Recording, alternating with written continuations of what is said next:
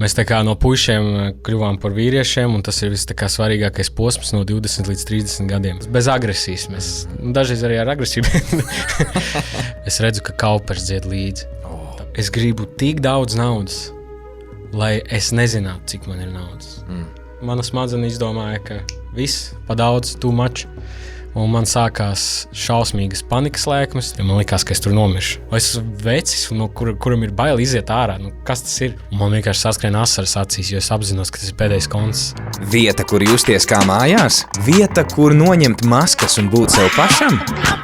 Tāds ir podcasts Atver muti. Man vispār nekādu problēmu. Es īstenībā domāju, ka tev te podkāsti, mēs vienkārši sākām pirms tam runāt kaut ko. Tu pateici, ka paldies, ka piekriti. Es vienmēr īstenībā gribēju nākt, vispār uz podkāstu kā tādu. Jā. Jo man formāts patīk. Es ļoti daudz podkāstus pats skatos. Okay. Cik skatos, klausos. Jā. Un mēdz būt tā, ka 3-4 stundu podkāsts mierīgi vispār. Tā varbūt ne uzreiz visu, bet un tā man patīk podkāsti, kur cilvēki vienkārši sāk runāt, un tas viesis nemaz nezina, kurā brīdī tiek sākt filmēts. Okay. Un tā kā uzreiz tā saruna tāda atvērtāka. Bez iepazīšanās, tu domā? Nē, viņš vienkārši runā, tā kā mēs tagad ar tevi. Un vienkārši filmētājs jau sāk filmēt. Viņš nesaka, ka viņš sāk filmēt, un tad vienā brīdī viesis var pateikt tāds, mēs jau filmējam šo, un tad varbūt bišķiņā aizvarās ciet, zin kā.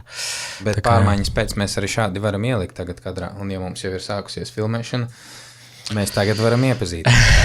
Jā.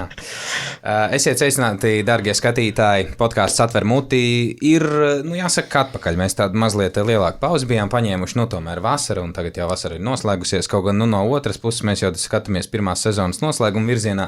Zin kā, mēs esam atvērti piedzīvojumiem, tāpēc visādi var gadīties. Tas nav svarīgi. Svarīgāk ir jāskatās uz to, kas šodien pie mums ir ciemos. Man ir jāsaka, ka absolūti kolosāls cilvēks, kas mani ir iedvesmojis tajos vēl laikos, kad es biju pats super jauns un skatījos uz to, kā tu nost, džeki vienkārši, ne no kurienes parādās un spridzina mūzikas lauciņā, tāpēc mūziķis pilnīgi noteikti viņš ir dēvējams, tieši tāpat arī jau tēvs. Jā, kā mēs redzam šur tur sociālajos tīklos, un vai te var saukt arī par uzņēmēju? Jā, droši. Super, dāmas un kungi, Žanis Pavlovskis. Sveiki visiem, paldies, ka uzaicināji. Vecīt, es esmu starā. Mani drošāk var saukt par uzņēmēju nekā par mūziķi. Ja mēs tā skatām. Vairāk jau, protams, ka kaut kādu lielu daļu aizņem grupa Olas, it sevišķi tagad, pēdējā laikā. Jā. Tā kopumā es jau, godīgi sakot, tā nesaistu savu dzīvi vairāk tā ar mūziku, mēģinu arī, man nav tāds mērķis, ja, piemēram, mēs salīdzinām ar Arvi, tad viņam tur vairāk acis deg uz mūziku, un viņš grib visu dzīvi saistīt ar mūziku, un man tā laikam nav. Man patīk to darīt, man tiešām patīk, es izbaudu it sevišķi koncertus, it sevišķi mūzikas taisīšanu, bet, jā, laikam tā, prieks, kas sauc par mūziķi, nav nevainas. Tu taču esi spēlējis arī daudzos, nezinu, tur tai pašā kaut kādā, labi, Krastumačā šogad tu biji influenceru komandā ielicis. Jā. Bet, citos kaut kādos notikumos jau tu esi tāpat kā mūziķis pieteikts un traktēts, vai te ne? Īstenībā mums tulīt būs futbola spēle viena arī labdarības, un tur es būšu reperu komandā, tas ir vispār. Jā. Tā kā mani par reperi reti sauc. Man pašam bija merch, es neesmu reperis. Jā. Jo tas vispār ir saistīts ar to, ka pašā sākumā reperiem nepatika tas, ko mēs darām ar olām. Mm-hmm. Viņiem likās, ka mēs tā kā ņirgājamies par repu. Kaut arī es esmu pirmajā intervijā jau pateicis to, ka es pats klausos repu. Es mīlu repu, un es ceru, ka Olas kaut kādā veidā piesaistīs kaut kādu uzmanību no cilvēkiem, kuri pēc tam noklausoties mūs, varbūt padomās, es noklausīšos kādu citu latviešu repu.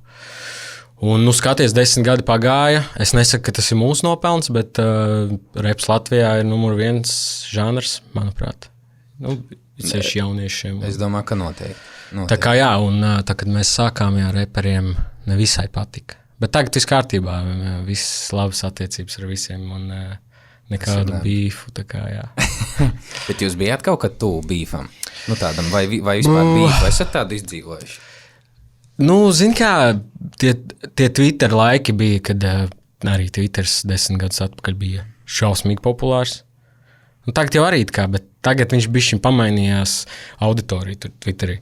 Un viņi tur strīdās vairāk par politiku un visādām tādām lietām. Agrāk Twitters bija tāds vairāk fun, tu tur stāstīji, kur tu aizēji, ko tu izdari un tā. Tad, tad beefi bija. Un kaut kādi, cik beefi, es nezinu, tā kā. Es to vienmēr esmu tā uzskatījis par kaut ko nenopietnu, jo jebkurā gadījumā es zināju, ja kāds man dzīvē kaut ko prasīs vai jautās, man vienmēr būs atbilde uz to, un es vienmēr spēšu paskaidrot. Un tad es zināju to, ka jebkurš normāls cilvēks viņam paskaidrojot, viņš sapratīs, tā kā, ko mēs darām.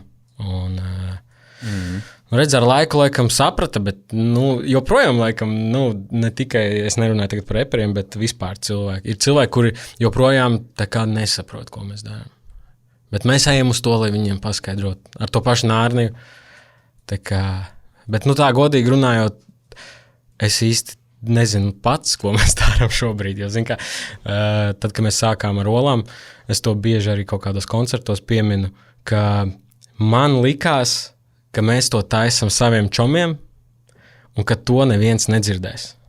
Un to var dzirdēt pēc mūsu pirmām dziesmām, cik daudz lāmu vārdu tur ir, kādi teksti tur ir. Un tad, kad aizgāja pirmās dziesmas, mums pamainījās bišķiņu virziens. Mēs mazāk sākām lamāties, mēs sapratām, ka mūs klausās jaunieši. Un tad tagad ir tā, ka es bieži vien domāju, kā būtu, ja mēs nomainītu nosaukumu tagad. jo man liekas, ka dažreiz tas nosaukums patraucē. Jo cilvēki vienkārši neredz neko citu kā nosaukumu. Jā. Un lai kādu dziesmu tu uztaisītu, lai cik viņa būtu nopietna, jo, piemēram, Nārni ir diezgan nopietna dziesma. Un arī tagad es, kad tekstus rakstu, es nezinu, vai cilvēki tā ļoti pamana vai analizē, bet man pašam teksti tādi tuvāki palikuši. Un man pašam patīk vairāk tie teksti, jo viņi tā kā tiešām es sāku vairāk rakstīt pa sevi tagad. Ja agrāk bija vienkārši, loģiski, ka tie nebija teksti par mums, bet tagad tā kā es relētoju ar sevi to visu. Kaut kas jau kaut kur bija, vai tu ne? Es domāju, ka nē. Dzīvoju pie mammas. Arī ne? Tur pārāk daudz blata bija. Bet tā interesanti. Nevar īsti saprast, vai, ja mēs nomainītu nosaukumu, vai tas mums izdarītu vairāk laba vai vairāk slikta. Jo tomēr visi jau ir pieraduši. Un varbūt kaut kādā veidā mēs paši ar savām dziesmām spēsim legalizēt vārdu olas, ka viņš nebūs nekas tāds. Bet, Ko jūs, jo tas ir manā jautājumu sekcijā, man vispār ir tik daudz jautājumu, ko te uzdot. Bet ko jūs domājāt tajā laikā, kad jūs abi universitātē ar Reiku satikāties? Nosaukums olas, kāpēc? Tas ir viss. Apnicīgākais jautājums, jo mēs esam katrā intervijā bez maz vai. Bet mēs vienā brīdī pat ar Reiku sākām izdomāt jaunas leģendas, kāpēc olas. Uz vietas, intervijā mums jautā, mēs katrā intervijā citādāk atbildējām. Bet, ja godīgi tā, īstenībā sen jau nebija uzdevuši, tāpēc var arī pastāstīt, kā bija īstenībā. Jā, varbūt kāds piemirsis, varbūt nezinu tiešām. Tas laiks bija... To laikam varbūt grūti arī izstāstīt kādam parastam klausītājam, kurš varbūt nav iekšā mūzikā, bet tajā laikā, kad mēs sākām, bija ļoti populārs žanrs, trap mūzikas žanrs. Tad bija A$AP Rocky parādījies. Un ja tu redzēji A$APam, viņam vienmēr bija S vietā, bija dolārzīme, un viņam arī bija merch. Un tur bija tā, ka kaut kādi burti tika aizstāti ar simboliem vai citiem burtiem. Un tad mēs no tā izrietot, sākām domāt, kur mēs varam visvairāk tos simbolus salikt. Jo tur bija O bija X, L bija L, un A bija tā kā V apgriezt, un S kā dolārzīme. Un tad es domāju, kurā vārdā varētu būt O, A un S. Un tad mēs bijām mēdnīcā sēdējuši, un es pateicu olas, un kaut kā mēs, jo mums bija sākumā pat pirmajām dziesmām, mēs nerakstījām olas, mēs rakstījām X, L, V un dolārzīmi. Un mums arī pašiem merch bija tāds. Tikai pēc tam mēs sākām rakstīt olas. jo sākumā mums bija tāds šifrs. Un tas ir tikai viens iemesls tam.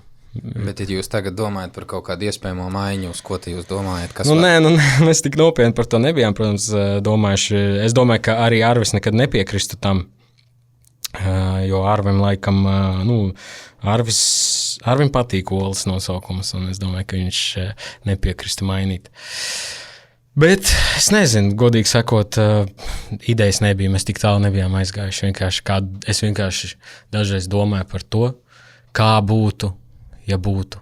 Un tad, jo dažreiz liekas, ka it sevišķi mums bija pirms šīs vasaras, mums tāpat labi gāja pirms Nārnijas. Mums tur dzīvot Kaivs bija pirmajā vietā, un mēs diezgan, mums ir daudz hiti, un tad mēs tā nesaprotam, kāpēc mūs nesauc uz festivāliem, ne uz vienu, ne uz otru. Mūs nesauc, ka mūsu zelta mikrofonā nebija nominācija, kaut kā viņai vajadzēja būt. Jā. Un tad mēs sākām domāt, vai nu mēs esam kādam izdarījuši kaut ko pāri, vai arī vienkārši viņi negrib iet uz to, ka viņiem tur, nezinu, plakātā ir Olas rakstīts, vai zelta mikrofona ceremonijā kāds pasaka uzvarētais grupu Olas. Un tie ir tikai tādi mūsu nodomi vai domas. Es bieži vienkārši par to domāju, kas mums vēl ir jāizdara, lai mūs beidzot kaut kur sauktu.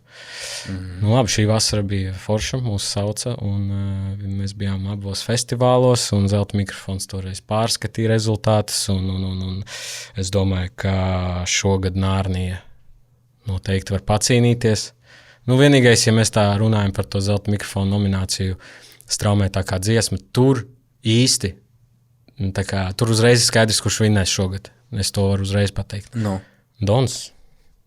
Jo viņi, es nezinu, kāpēc ir paņēmuši tā, ka viņi ir izdomājuši, ka straumētākā dziesma, Latvijas straumētākā dziesma, viņi skaitīs vairāk ārzemju klausījumus, nevis latviešu klausījumus. Jā. Līdz ar to skaidrs, ka katru gadu uzvarēs Eirovīzijas dziesma. Un tur tu vari cīnīties, necīnīties, tur būs grūti pārspēt, jo skaidrs, ka interese no ārzemēm būs lielāka Eirovīzijas dziesmai nekā kādai citai dziesmai no Latvijas nākušai. Tā kā to grūti būs pārspēt. Līdz ar to, neskatoties uz to, ka mums ir tiešām ļoti daudz klausījumu, es domāju, ka Nārnija tāpat neuzvarēs šogad. Bet daļai jau Olas uzvarēs, jo Dons, tā kā viņš ir Ola, kas tur pavēlnieks, uz internets runā. Es domāju, ka Donam vajadzētu padomāt pa fītu ar mums. Bet jā, tas ir. Donam ļoti laba dziesma, man viņa tiešām patīk. Es biju ļoti priecīgs, ka viņš tika tālāk un bija finālā. Un es īstenībā domāju, ka viņš bija pelnījis būt augstāk. Man ļoti patīk tā dziesma tiešām. Grūti tajos konkursos, tu jau nezini, kas un ko. Par zelta mikrofonu runājot, ja tu pieskāries šai lietai, kāda tev ir tā sajūta šobrīd? Daudz arī internetā kuluāros, un es kaut kur runāju par to. Kopumā par pasākumu. Kopumā par pasākumu. Visu, ko tu gribi vai ko tu vari pateikt par to. Un nav jau obligāti arī jābūt negatīvam. Nē, ir daudz mūziķu viedokļu dzirdēt. Pie manis arī Patriša bija šeit ciemos, un arī viņa savu kaut kādu verdiktu teica par to, ko tu saki. Man godīgi sakot, ir grūti tādā ziņā, ka es baigi nesakoju līdzi tam, un man arī nevisai ir baigā interese. Man, protams, varbūt gribētos, lai Olas uzvar zelta mikrofonā kaut kādā nominācijā. Tas būtu diezgan smieklīgi. Kopumā vispār visu, ko mēs darām ar grupu, mums tādi kaut kādi mazi mērķi ir, kas tā kā vienkārši skan smieklīgi. Vēsturē ieies, ka zelta mikrofonu kādreiz ir uzvarējis grupa ar nosaukumu Olas. Tas ir smieklīgi. Ceļš, ja mēs tagad atskatāmies 10 gadus atpakaļ, kad mēs bijām studenti, un mums kāds pastāstīja, ka mēs vispār būtu nominēti, mēs taču būtu smējušies un neticēt tam. No tāda skatu punkta. Es saprotu, ka mūziķiem, kuri tā kā saista savu dzīvi ar šo profesiju, viņiem noteikti, ka tas ir sāpīgāk. Viss, principā, bet man grūti, es neesmu tik dziļi tajā iekšā. Varbūt ir vajadzīgas pārmaiņas. Man viena lieta nepatika, ko es varu pateikt personīgi. Lūdzu. Ir tas, ka tad, kad mūs tomēr nominēja, man atsūtīja e-pastu, kur atsūtīja tā kā 2 ielūgumus. Mēs esam veidojuši to dziesmu, 4 cilvēki. Un tas ir viens. Un otrs nebija pat +1. Un viņi raksta, ja jūs gribat kādu ņemt līdzi, 50 eiro biļeti vai kaut kas tāds. Es tagad negribu samelot pa summu, es varu pārbaudīt tagad, bet man šķiet, ka 50 eiro bija. Vienalga kāda summa, pat 1 eiro. Tas taču ir smieklīgi. Manuprāt, ka ja jūs veidojat pasākumu mūziķiem jābūt pirmajā plānā, un +1 var iedot katram. It sevišķi iedodiet vismaz tiem, kuri piedalās dziesmā. Tā kā tas man likās dīvaini, un tieši šī iemesla dēļ es nemaz nebiju zelta mikrofonu aizgājis. Tāpēc neaizgāju. Jo man vienkārši liekas, ja man tur negaida, tad priekš man tur nākt. Man vispār tāda pasākuma nepatīk. Man nepatīk pārāk liela uzmanība, varbūt tas dīvaini skanēs. Drusku dīvaini skan, bet man nepatīk pārlieku lieka uzmanība, man nepatīk fotografēties, man nepatīk intervijas, man nepatīk tā, man grūti ar to. Man patīk pie tevis atnākt podkāstā, jo tas ir bezmaz, vai mēs vienkārši sarunājamies kā čumi. Tāpēc es to ļoti, ļoti novērtēju tiešām. Jo man īstenībā, tā vienmēr pašam gribējās savu podkāstu. Īstenībā zīmīgs nosaukums atver muti. Es bieži dzirdu, ka aizver muti, jo es esmu tāds, man patīk parunāties. Un man vienmēr visi arī piedurās, ka koncertos dažreiz es uzsāku podkāstu starp dziesmām.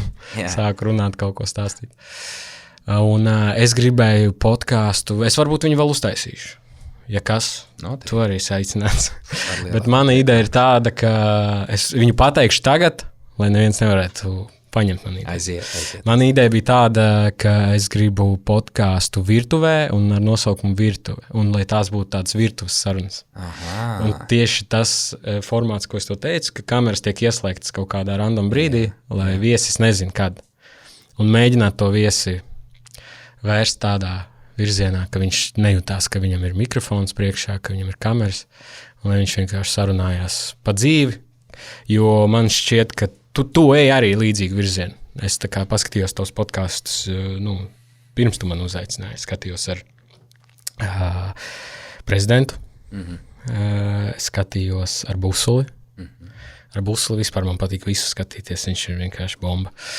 Piekrīt. Un ar prezidentu es pat gribēju nošērot un pateikt, lai visi noskatās to podkāstu ar prezidentu, bet es to neizdarīju, sorry. Es vienkārši aizmirsu.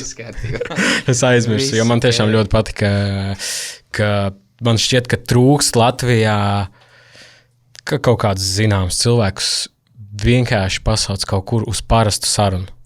Lai uzzinātu, kas viņi tādi par cilvēkiem ir. Jo parasti visur intervijās visi tādi klišejiski jautājumi, kāpēc tu nodarbojies ar to, kā tu to uzsāki, tas, šitas, kas nav slikti, bet gribētos redzēt, kāds ir Dons, kas viņš ir tāds par cilvēku, gribētos redzēt prezidentu, kas viņš par cilvēku. Tas ir vērtīgi uzzināt, jo bieži vien, man liekas, arī skatītāji, klausītāji vienkārši neaizdomājās par to, ka aiz visa tā stāv vienkārši cilvēks, kuram tā kā arī ir kaut kādas emocijas, jūtas, problēmas un tā tālāk. Un tas tā kā, interesanti to paskatīties. Tā kā, jā. Super. Cik tev foršas tādas atziņas par podkāstu. Tu mani atgriezi tā kā tajā podkāsta sākuma laikā, kad pie manis bija atnākusi Nancija Garkalni, un tad mēs, jo tur vispār ir stāsts, man bija pilnīgi citādāk tā ideja, tad, kad Nancija sēdēja man pretī, man bija doma taisīt tādus pārrāvumus it kā ar reklāmas pauzēm, kur tad es tur iejūtos konkrēti tēlā, un tad es tā kā čakarēju to konkrēto viesi. Viņš, protams, to zina, bet viņš nezina jautājumus, ko es tur uzdošu. Un tagad mums sākās ar Nanciju sarunu, man pilnīgi tas viss izslēdzās ārā. Man izkristalizējās, kādu es gribu tiešām šo podkāstu. Un tādā veidā mēs tagad arī turpinām. Tā kā paldies, ka tu atgriezi to sajūtu kaut kā atpakaļ ar saviem komentāriem. Vēl mazliet paturpinot par olām, par grupu Olas, un tad mēs pieslēgsimies arī tev personīgi, Žani. Wow. Kā jūs, tātad šo te gadu laikā, esat mainījušies vispār kā grupa Olas tātad, kā jūs šobrīd skatāties uz dzīvi, kas ir vērtību ziņā varbūt mainījies? Ir kaut kas tāds, kas riktīgi izceļas? Zin kā, tie ir 10 gadi, tas ir ilgs posms un vispār kopumā mēs izaugām. Mēs tā kā no puišiem kļuvām par vīriešiem un tas ir viss tā kā svarīgākais posms no 20 līdz 30 gadiem. Un mēs visi, es, piemēram, pirms tam, lai tu saprastu, es spēlēju futbolu, es biju domājis, ka es tiešām būšu futbolists. Es domāju, ka es būšu pirmais Latvijā futbolists, kurš spēlēs tā kā Chelsea. Man likās, ka 100 punkti. Es biju tik ļoti motivēts. Es tā kā ārpus treniņiem gāju skriet lietu, tur, tā kā filmās. Un man pats sevi motivēja ar šādām darbībām. Un es diezgan vēlu sāku spēlēt futbolu, bet man diezgan labs progress bija. Ātrs. Manā ģimenē nevienam nepatīk futbols. Mans tētis uzskata, ka 22 duraki skraida pakaļ vienai bumbai. Un mans tētis vienmēr man gribējis cīņas sportiem, lai es eju, jo viņš pats kādreiz nodarbojās. Un man it kā patika cīņas sporti, es arī biju gājis tur uz cīņas sportiem, bet tad es iepazinos ar džekiem, aizgāju uz futbola spēli, kur spēlēja. Es esmu 94. gads, tur spēlēju 93. 92. gads Jūrmals komandā. Un es aizgāju ar saviem kaut kādiem draugiem, kuri spēlēja tajā pašā komandā, bet 94. gads. Un viņi kā jaunākie atnāca atbalstīt vecākus. Un viņi tur kapeikas meta pudelē tukšā un cita, un tur bļāva, tur kauguri, jūrmali. Un man tas tā... Vienkārši, kad es biju maziņš, tā iedvesmoju, es domāju, es gribu būt tajā komunā, man vajag to. Es nebiju spārdījis bumbu pirms tam vispār, tā kā es nemāku spēlēt vispār, ja es garām bumbai situ un kritu un tā. Un es aizgāju, es tiešām neatceros, cik man gadi bija, bet es aizgāju diezgan vēlu, atnācu uz treniņiem, kur džeki jau visi spēlē jau turnīrs, džeki jau māk visu un tā tālāk, bet es ātri vienu noķēru viņus. Un likās, ka saistīšu visu dzīvi ar futbolu. Un tad pienāca tas brīdis, kad tu beidz 12. klasi un tev jāizvēlās, ko tu darīsi. Es jau pirms tam, kad biju kaut kādā 9. 10. klasē, es sāku ar grafisko dizainu kaut ko darboties mājās, es pat pelnīju ar to naudu. Bet es negribēju saistīt savu dzīvi ar to, ka es sēdēšu visu dzīvi pie datora un taisīšu kaut kāds dizains.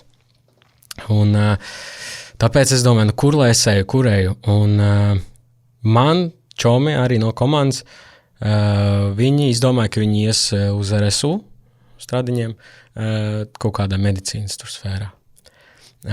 Un es tāds, es braukšu ar jums kopā, bet es citā universitātē iesniegšu dokumentus pa ceļam. Un mēs iebraucam stradiņu universitātē, un es ieju iekšā ar viņiem kopā, es skatos, wow, man tā iepatikās vispār.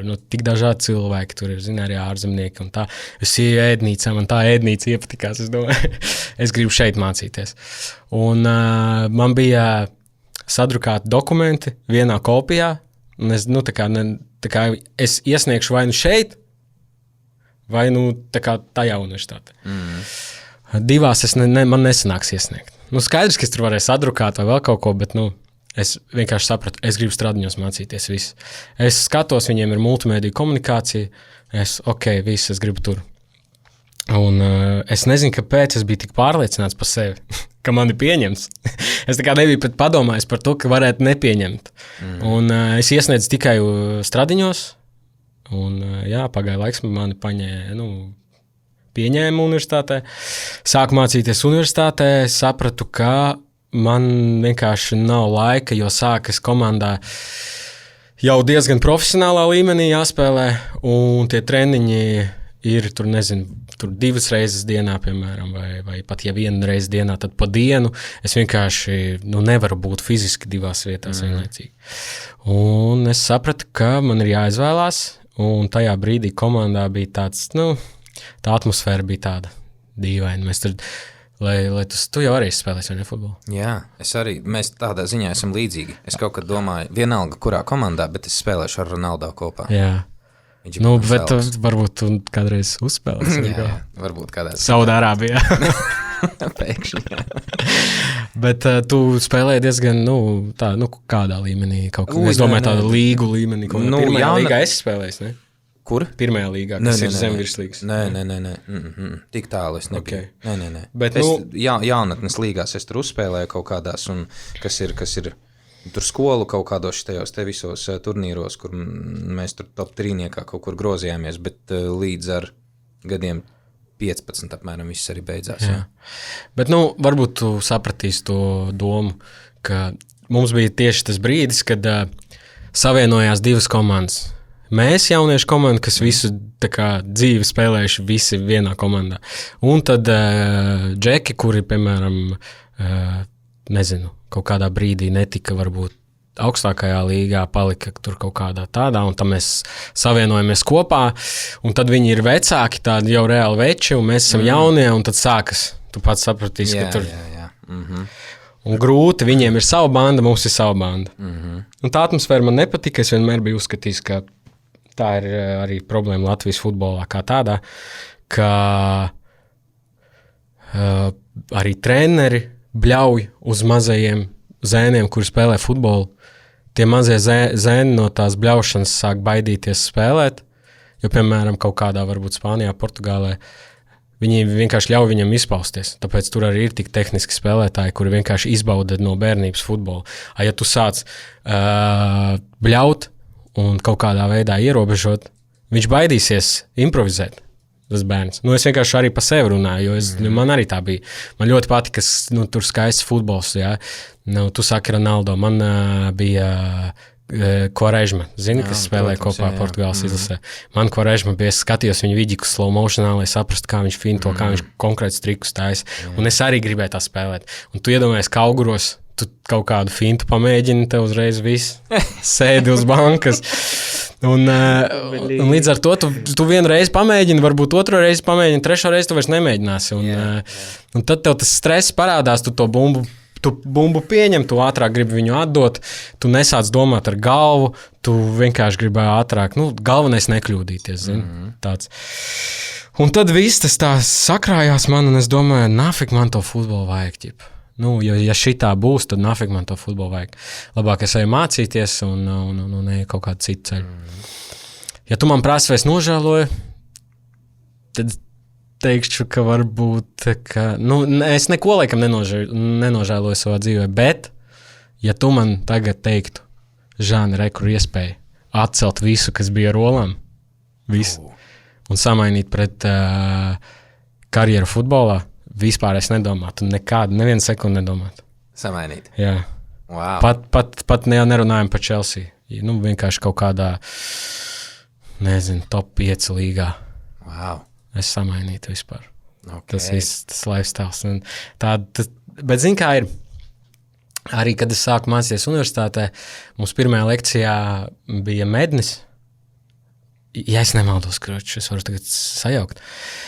Bet mums bija kaut kādā vienā no pirmajām lekcijām pasniedzējs pateica, ka dzīvē ir sapņi un ir mērķi.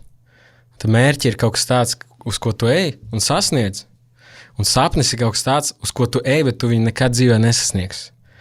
Un es sēžot tajā solā sapratu, ka varbūt futbols vienkārši tiešām ir sapnis, ka tas nav nemaz mērķis. Un un kaut kā sapratu, ka man ir izvēle mācīties Stradiņos, es iešu mācīties Stradiņos un mēģināšu turpināt spēlēt futbolu par universitātes komandu kaut kādā varbūt citā līmenī, bet toties tā kā...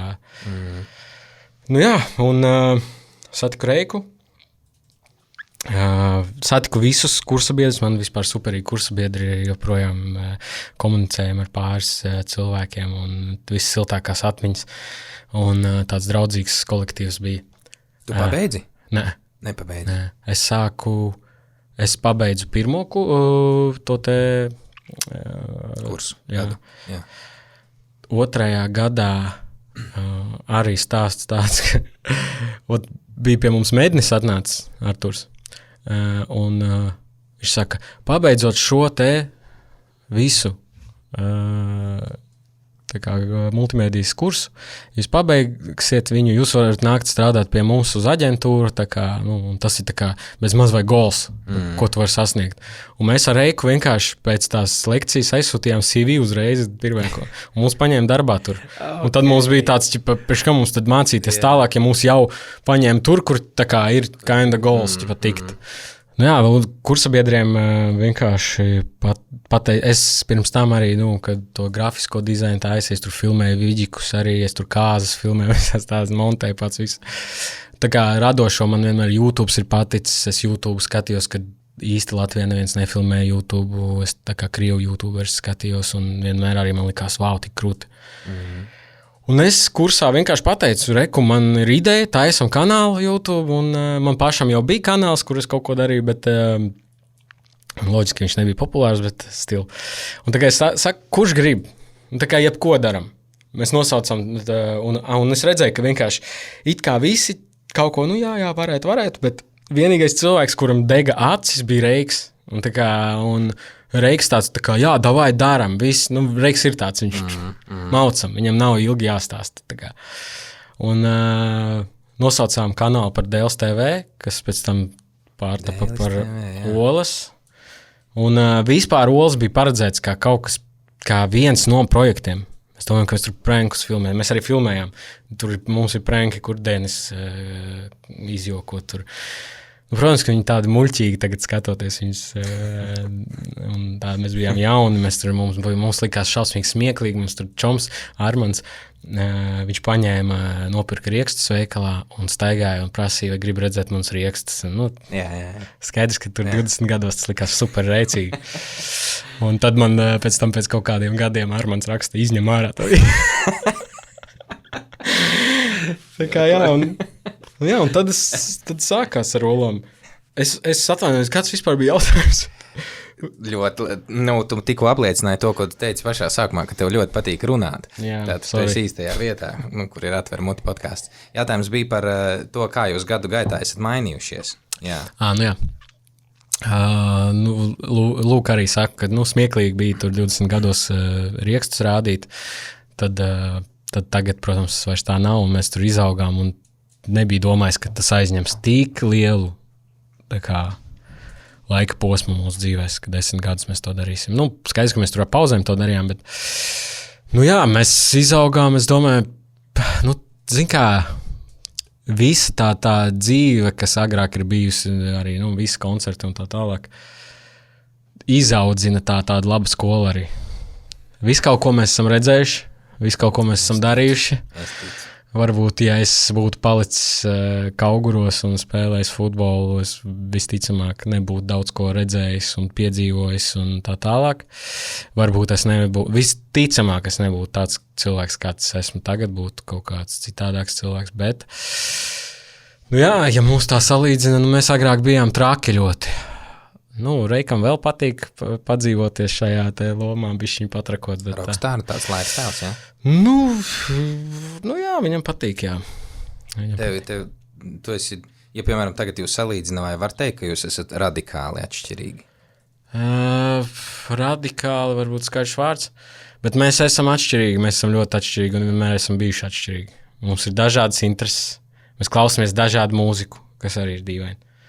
Mēs tā esam, bet mums vienmēr ir bijis tā, ka kaut kāda ķīmija ir, bet mēs ļoti daudz nevis strīdamies, varbūt strīdamies arī tāds skaidrs vārds. Diskutējam, jā, nu tas bez agresijas, mēs, dažreiz arī ar agresiju, vairāk bez agresijas, bet mēs vienmēr atrodam to kopsaucēju, un ja mēs atrodam to kopsaucēju, tad tā kā mēs saprotam to, ka tas būs. Jo mums ir, nu, mēs vienmēr meklējam, viņam patīk kaut kas tāds, ka, lai tu sapratu, es šodien samontēju viģiku TikTokam. Man viņš šausmīgi patīk, superīgi, liekas, viss ir perfekti.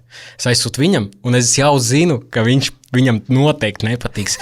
Ja man ļoti patīk, tad viņam noteikti nepatiks. Un ir otrādāk. Viņš arī dažreiz tur atsūta, tur sahaipojos, reku šitā, un es, nē, vajag citādāk. Mēs atrodam kopsaucēju vidusceļu, un tad tas strādā, un kas ir dīvaini, bet kaut kā laikam varbūt liktenis mūs tā saved kopā, jo redzēs arī, piemēram, solo mūziku esmu taisījis, Bet kaut kā man, nezinu, ne tas, ka neaiziet, bet man nekad nav bijis tā, ka es vienkārši tik ļoti iekšā tajā. Kad mēs darbojamies divatā, tad kaut kā, motivācija lielāka kaut ko darīt, kaut ko sasniegt. Un, jā. Tieši par to solo runājot, viens no pirmajiem jautājumiem, ko es gribēju uzdot, bet mēs tā forši aizpildējām tālāk. Tevi var vēl saukt par Pavlo? Vai tu vairāk neidentificējies? Nē, var, kāpēc? Nē, var. Jā, tu esi Pavlo. Jā, vienīgais, es saku, man ar to solo ir tā, ka man grūti viņu taisīt, jo es overthinkoju, jo arī nav tā kā blakus cilvēks, kurš pasaka, nē, tas ir ok. Es ļoti overthinkoju, es domāju, tas ir solo, tur jābūt bišķiņ nopietnākam, es pieeju bišķi mākslinieciskāk uz to visu, un tad es vienkārši kaut kādas dziesmas neizlaižu un neatbrīvojos līdz galam studijā, un tā grūti ar to, un spiest ārā no sevis arī negribas, jo, kā jau es teicu, man tā mūzika, man patīk to darīt, bet man nav tā, ka man baigi deg uz to, ka es tur skriešu, vairāk es to vērtēju kā tādu, ka es varu izteikties, kaut ko izveidot, parādīt. Un ar solo, protams, it kā variācijas lielākas izpausties, bet es nezinu, man varbūt kaut kāda, es tā kā nesteidzinu sevi. Un, reku mēs ar Netīro mēģinam visu laiku, Netīrais 300. Mēs ar viņu mēģinam sarunāt beidzot, ka mēs uz studiju aizbrauksim, viņš man sūta kaut kāds demkas. Te es gribu uztaisīt, bet es arī ar to solo es vēl nesaprotu. Man dažreiz gribās to solo uztaisīt par kaut kādu alter ego, kur es esmu pilnīgi pretējs tam, kas es esmu. Man mājās ir super ģimenes dzīve, es tur netusēju neko. Un tad Pavlo ir tas sliktais, tas iekšēji, tas varbūt vecais, ka es savu vēlmiņu izlaižu ārā. Tā ir laba ideja. Bet, varbūt. Bet arī grūti, grūti, ka tu dzīvo tādu parasti mierīgu dzīvi, tad tu sāc izēju pie mikrofona, tas neviens tev neticēs. Jā. Es tur stāstīšu. Es jau vispār arī par olām pirms tam domāju, ka es nevaru uzrakstīt tekstu, jo par ko es rakstīšu, ka man viss dzīvē ir forši, man viss labi, man ka es nezinu, mājās ir silts ēdiens, tas ir stulbi un nevienam neinteresē. Man viss ir normāli, man viss ir gludi. Tā kā tas tā.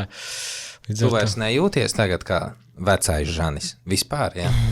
Varbūt ir kaut kādi, protams, atsevišķi notikumi un pasākumi vai vēl kaut kas, bet tu vairs nedzīvo tādu lifestyle vispār, jā? Nē, vispār nē, bet es tagad īstenībā dzīvoju kā vecais Žanis.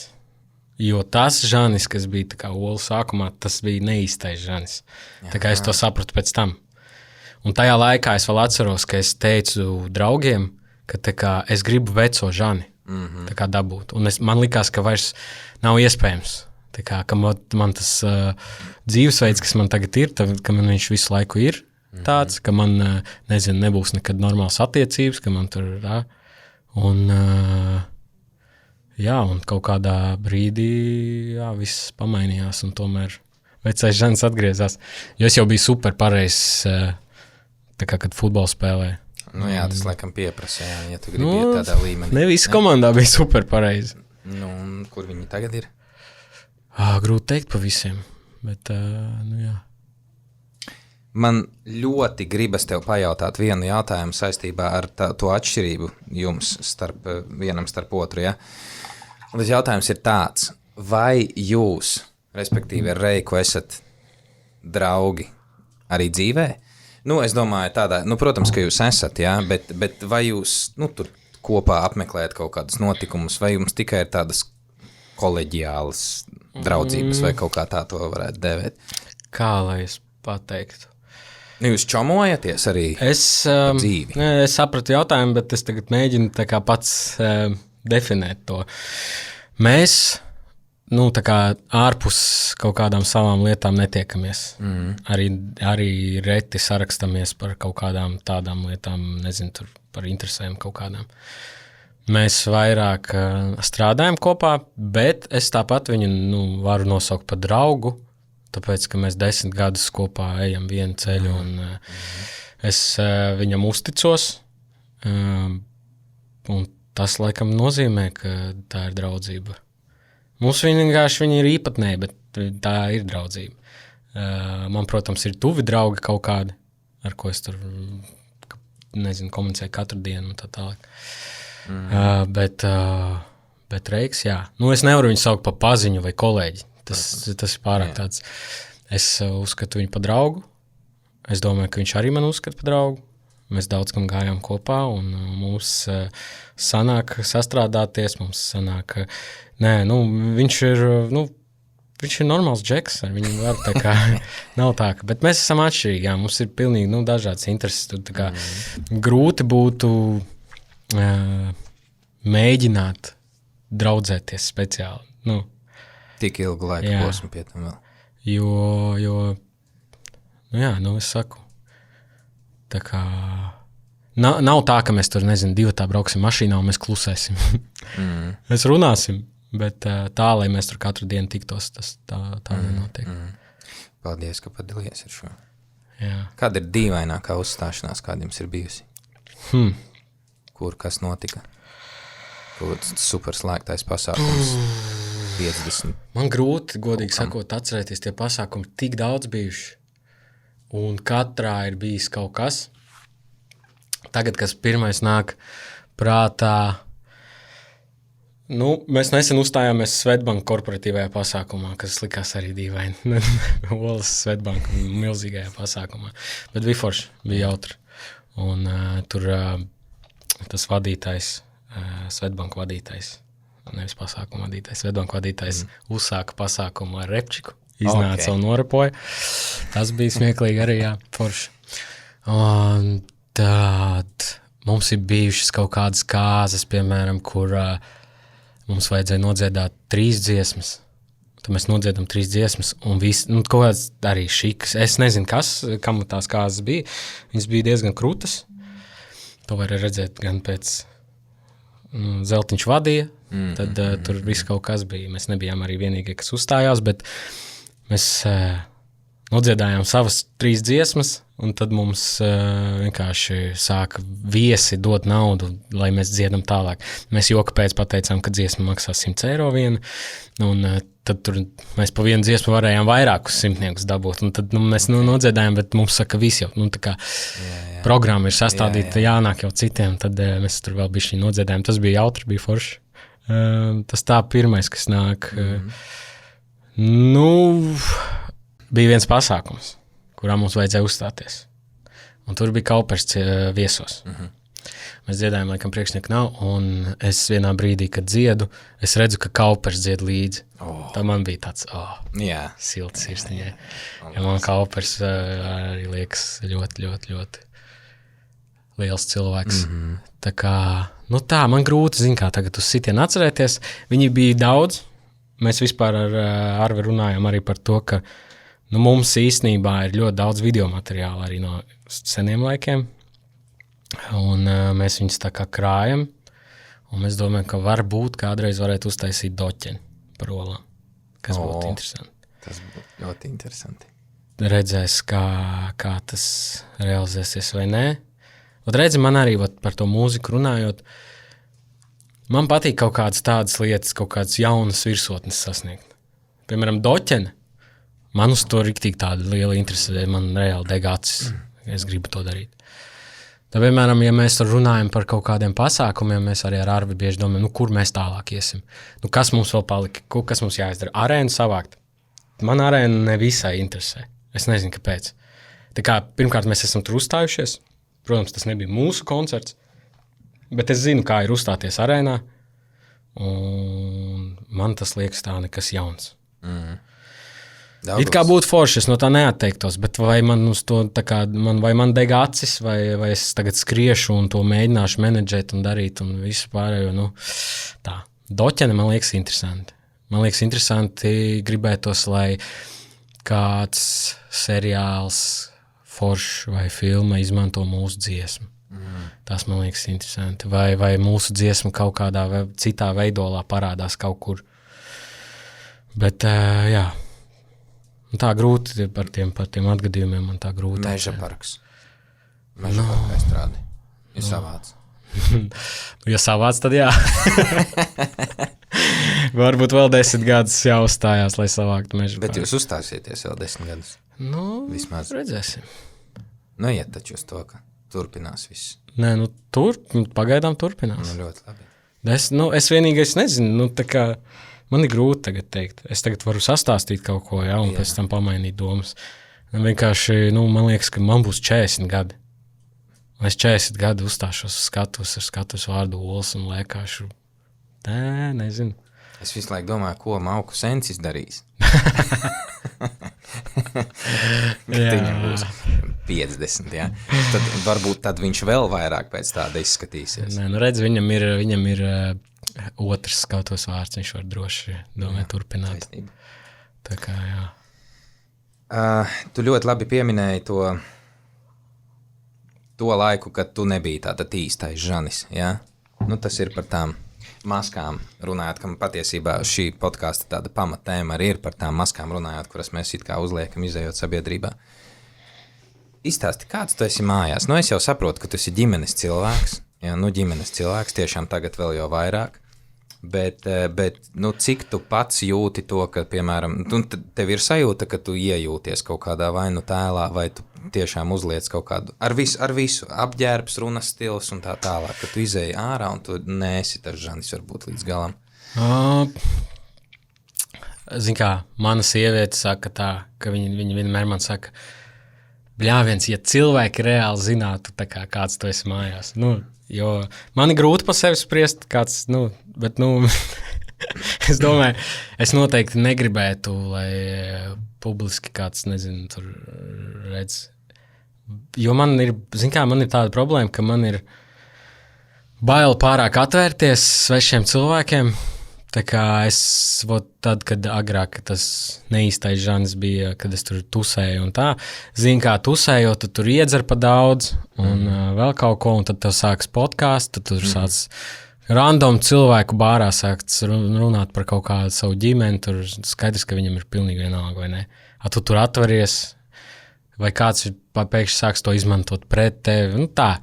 Un es bieži vien pēc tiem tusiņiem domāju, bļāviens, nafikas vispār, kāpēc es tu savu muti taisu vaļā? Priekš kam? Tā kā ne tam cilvēkam neinteresē, ne man vajag kādam kaut ko stāstīt, vai ne? Bet vienkārši es vienmēr esmu bijis tāds atvērts, un tas tā kā, it kā tas nenospēlēja kaut kādu baigi tur slikto lomu, ka man tas baigi kaut kur patraucēt. Bet stili es vienmēr biju domājis tā, ka, labāk būtu paklusējis. Un mājās es noteikti esmu citādāks nekā. Man patīk būt uz stage īstam arī. Man patīk parunāties ar cilvēkiem, kuri nāk uz mūsu koncertiem. Es vienmēr esmu pateicīgs viņiem. Es tiešām, tas ir tik forši, ka cilvēki seko līdzi un brauc un klausās un dzied. Jo tajos pašos koncertos, ja cilvēki nebūs aktīvi, nedziedās un tas koncerts nebūs tāds, kāds viņam ir jābūt. Un tā kā cilvēki ir liela daļa, un es cenšos būt atvērts pret viņiem. Bet man liekas, arī viņi nelīdz galam tā kā saprot un zina. Un mājās, nezinu, kāds esmu mājās. Dažāds esmu mājās. Es laikam esmu mīļuks. Es esmu mīļuks, man patīk. Kad mana sieviete pateica, ka viņa ir stāvoklī, kad es uzzināju. Es ļoti gribēju meitu, kas tā kā netipiski vīriešiem, ne? Jo es gribēju to mazo princesīti, es gribu tā kā, un tā arī notika. Un, es super laimīgs, man tas vispār, man šobrīd ir tā, ka, man ir 2 sievietes mājās, un par viņiem rūpēties patīk, un, laikam mīļuks tas saucās. Cik šitas ir skaisti, ej tu nost. Bet es varu būt dažāds. Pie mašīnas stūrs es varu būt dusmīgs. Un tagad arī es tā nomierinājos, bišķiņ, man tā šķiet. Jo, es braucu tur ar meitu, nelamāšos. Un, Tev kas te izbesīja satiksmēm? Ceļi? Sliktā stāvokļa ceļi? Ceļi, šoferi, Jā. viss kopā dažreiz. Man šausmīgi nepatīk, ka cilvēki tupī. Visās jomās. Es nezinu, kāpēc es vienkārši to nevaru izturēt. Tā kā, bet zin kā, ja man liekas, ka daudzi tupī, varbūt es esmu tas tupītais īstenībā. Nē, bet, nu jā, dažāds. Man mēdz būt arī tā, ka pa dienu es esmu super priecīgs, motivēts, un tad vakarā man uznāk, ka vispār viss slikti, un ko es daru ar savu dzīvi, man vajag izdarīt vairāk, un tā. Klausies, nesi gadījumā, kā tu iepriekš arī minēji, ka tu daudz overtinko. Visos jautājumos baigās overtinkeris? Jā, redzīt, es uztraucos par katru sīku lietu. Un par visu es uztraucos. Un nezinu, kā, lai ar to cīnās. Bet gribas cīnīties, jā? Nu, ir sajūta, ka tas traucē, ka dzīvot? Man liekas, ka es nebūtu tas, ja es nebaidītos pa sīkumiem un nestresotu. Tā kā, jo es visu mēģinu tā kā savā dzīvē kontrolēt. Man it kā patīk arī ļaut kaut kādai brīvībai būt savā dzīvē, bet man patīk ceļš darba jautājumos. Es esmu ļoti tāds, man vajag visu tā kā vajag. Un tas arī, piemēram, bieži vien ir pamats strīdiem ar Arvi darba jautājumos, jo man vajag tā un tā man vajag, lai mēs laicīgi atbraucam, lai mēs visu izdaram kā vajag, lai mēs esam labā formā un tā tālāk. Nu tā, jā, it kā gribās bišķiņ atpūsties. Redzi, es māku it kā atpūsties tad, kad man neko nevajag darīt. Bet tad jau atkal cits jautājums. Man vienmēr kaut kā nepietiek ar to, kas man ir vairāk. Nu tā, es visu laiku, es nezinu, tās ir ambīcijas vai kas man traucē, bet es ļoti labi apzinos, ka man ir kaut kāds ambīcijas sasniegt kaut kādus mērķus konkrētus, bet es ļoti labi apzinos, ka es sasniedzot tos mērķus, izdomāšu sev jaunus, kuri atkal būs grūti sasniedzami. Un tā man visu laiku, bet tad man it kā no sērijas patīk, ka es būtu cits cilvēks, ja es tā negribētu. Nezinu. Dažreiz grūti, protams. Nē, tas nav slikti. Tas noteikti nav slikti, ka pirmkārt pamainās kaut kādi mērķi, otrkārt, ka viņi ir vispār, ja, un ka tu liec ar vien augstākus un augstākus mērķus. Es esmu dzirdējis tādu teicienu, un saki, vai tu piekrīti tam, tātad, jo vairāk mums ir, jo vairāk mums vajag. Daļēji piekritīšu, jo ir kaut kādas lietas. Nezinu, mēs visi gribam, piemēram, ja mēs runājam par kaut kādām materiālām lietām, vai ne? Kad es biju jaunāks, man likās, es gribu tik daudz naudas, lai es nezinātu, cik man ir naudas. Tad, bet man nauda nekad nav bijusi svarīgākais, vispār nav. Es dēļ naudas tā kā ļoti daudz ko nedarīšu. Tā kā es zinu, cilvēki naudas dēļ ir gatavi darīt tur daudz ko. Es dēļ naudas vispār, man liekas, ka es esmu gatavs tikai strādāt dēļ naudas. Tā kā godīgi nopelnot. Bet kaut kādas ārpus lietas tur naudas dēļ darīt, taču neesmu gatavs. Tad tagad man ir tā, ka es vienkārši gribu, varbūt tas ir vecums, ka tad nolaižās višķiņu līmenis. Tagad es gribu vienkārši, es gribu palīdzēt ģimenei, man ir liela ģimene kopā, zin kā arī, piemēram, tagad es zinu to, ka es gribu sev māju, es gribu tādu, foršu māju, bet es vairs negribu tādu māju, ka es nezinu, cik man ir istabas un tā. Un ja es tādu māju, kad es to māju uzcelšu vai nopirkšu, tad es nedomāju, ka es gribēšu lielāku māju. Bet daļai es piekrītu, bet tas varbūt ir labi. Jo es vienkārši domāju par to, ka, iedomājieties tie superbagātie cilvēki, kuri, nezinu, tur Ilons, Zuckerbergs, bet tu vari redzēt viņos, ka tā kā viņi var nopirkt visu. Un tāpēc viņiem aiziet jau vispār tā širminiekā, viens grib lidot kosmosā, otrs tur to šito taisīt robotus AI, un viņi vienkārši iet kaut kādā pilnīgi. Es vienkārši domāju par to, ka tā kā, cik stulbi ir tas, ka tu vari visu nopirkt. Tas taču ir bēdīgi. It sevišķi, ja tu diezgan to ātri sasniedz. Ko tad tu tālāk ar savu dzīvi darīsi? Tas liek padomāt, jā. Varbūt, ja tu esi tur radošs cilvēks, skaidrs, ka tev ir kaut kādi savi radoši tādi nemateriāli mērķi. Bet, nu jā, es zinu, es vienkārši par to, pa savām tam te, ka es tāds overthinkoju un visu mēģinu pārdomāt. Es vienkārši domāju par to, ka galvenais, lai tas nedara pāri citiem. Tas dara pāri man kaut kādos brīžos, bet galvenais, lai tas nav tā kā nasts citiem. Jo, nu jā, tas, ka es sevi tur bišķiņ bendēju savu smadzni ar to, tas tā. Nu jā, man tas vienreiz, nevis vienreiz, bet nospēlēja kaut kādā brīdī tādu sliktu joku. Overthinkošanu, viss tāds. Gribu pastāstīt, vai to citreiz? Jā, tas bija tas olu sākums. Es vispār kopumā skolā arī biju tāds kautrīgs džeks. Es zinu, tagad, ja kaut kāds klases biedrs to skatīsies, vai skolotāji tā, viņi pateiks, ka nē, jo es biju diezgan skaļš tāpat. Bet iekšēji es, piemēram, negribēju, lai man sauc pie tāfeles. Nevis tāpēc, ka es nezinu atbildi, bet vienkārši tā pārlieku, ka visi uz mani skatās, uz mani vienu, zini, tas laikam. Un kad mēs sākām taisīt olas ar Reiku, viņš man teica, brauksim končos, pelnīsim naudu no koncertiem. Man likās, nē, es nebraukšu uz končiem. Tā kā man nevajag to, es neuzkāpšu uz skatos. Un es atceros pirmo konci.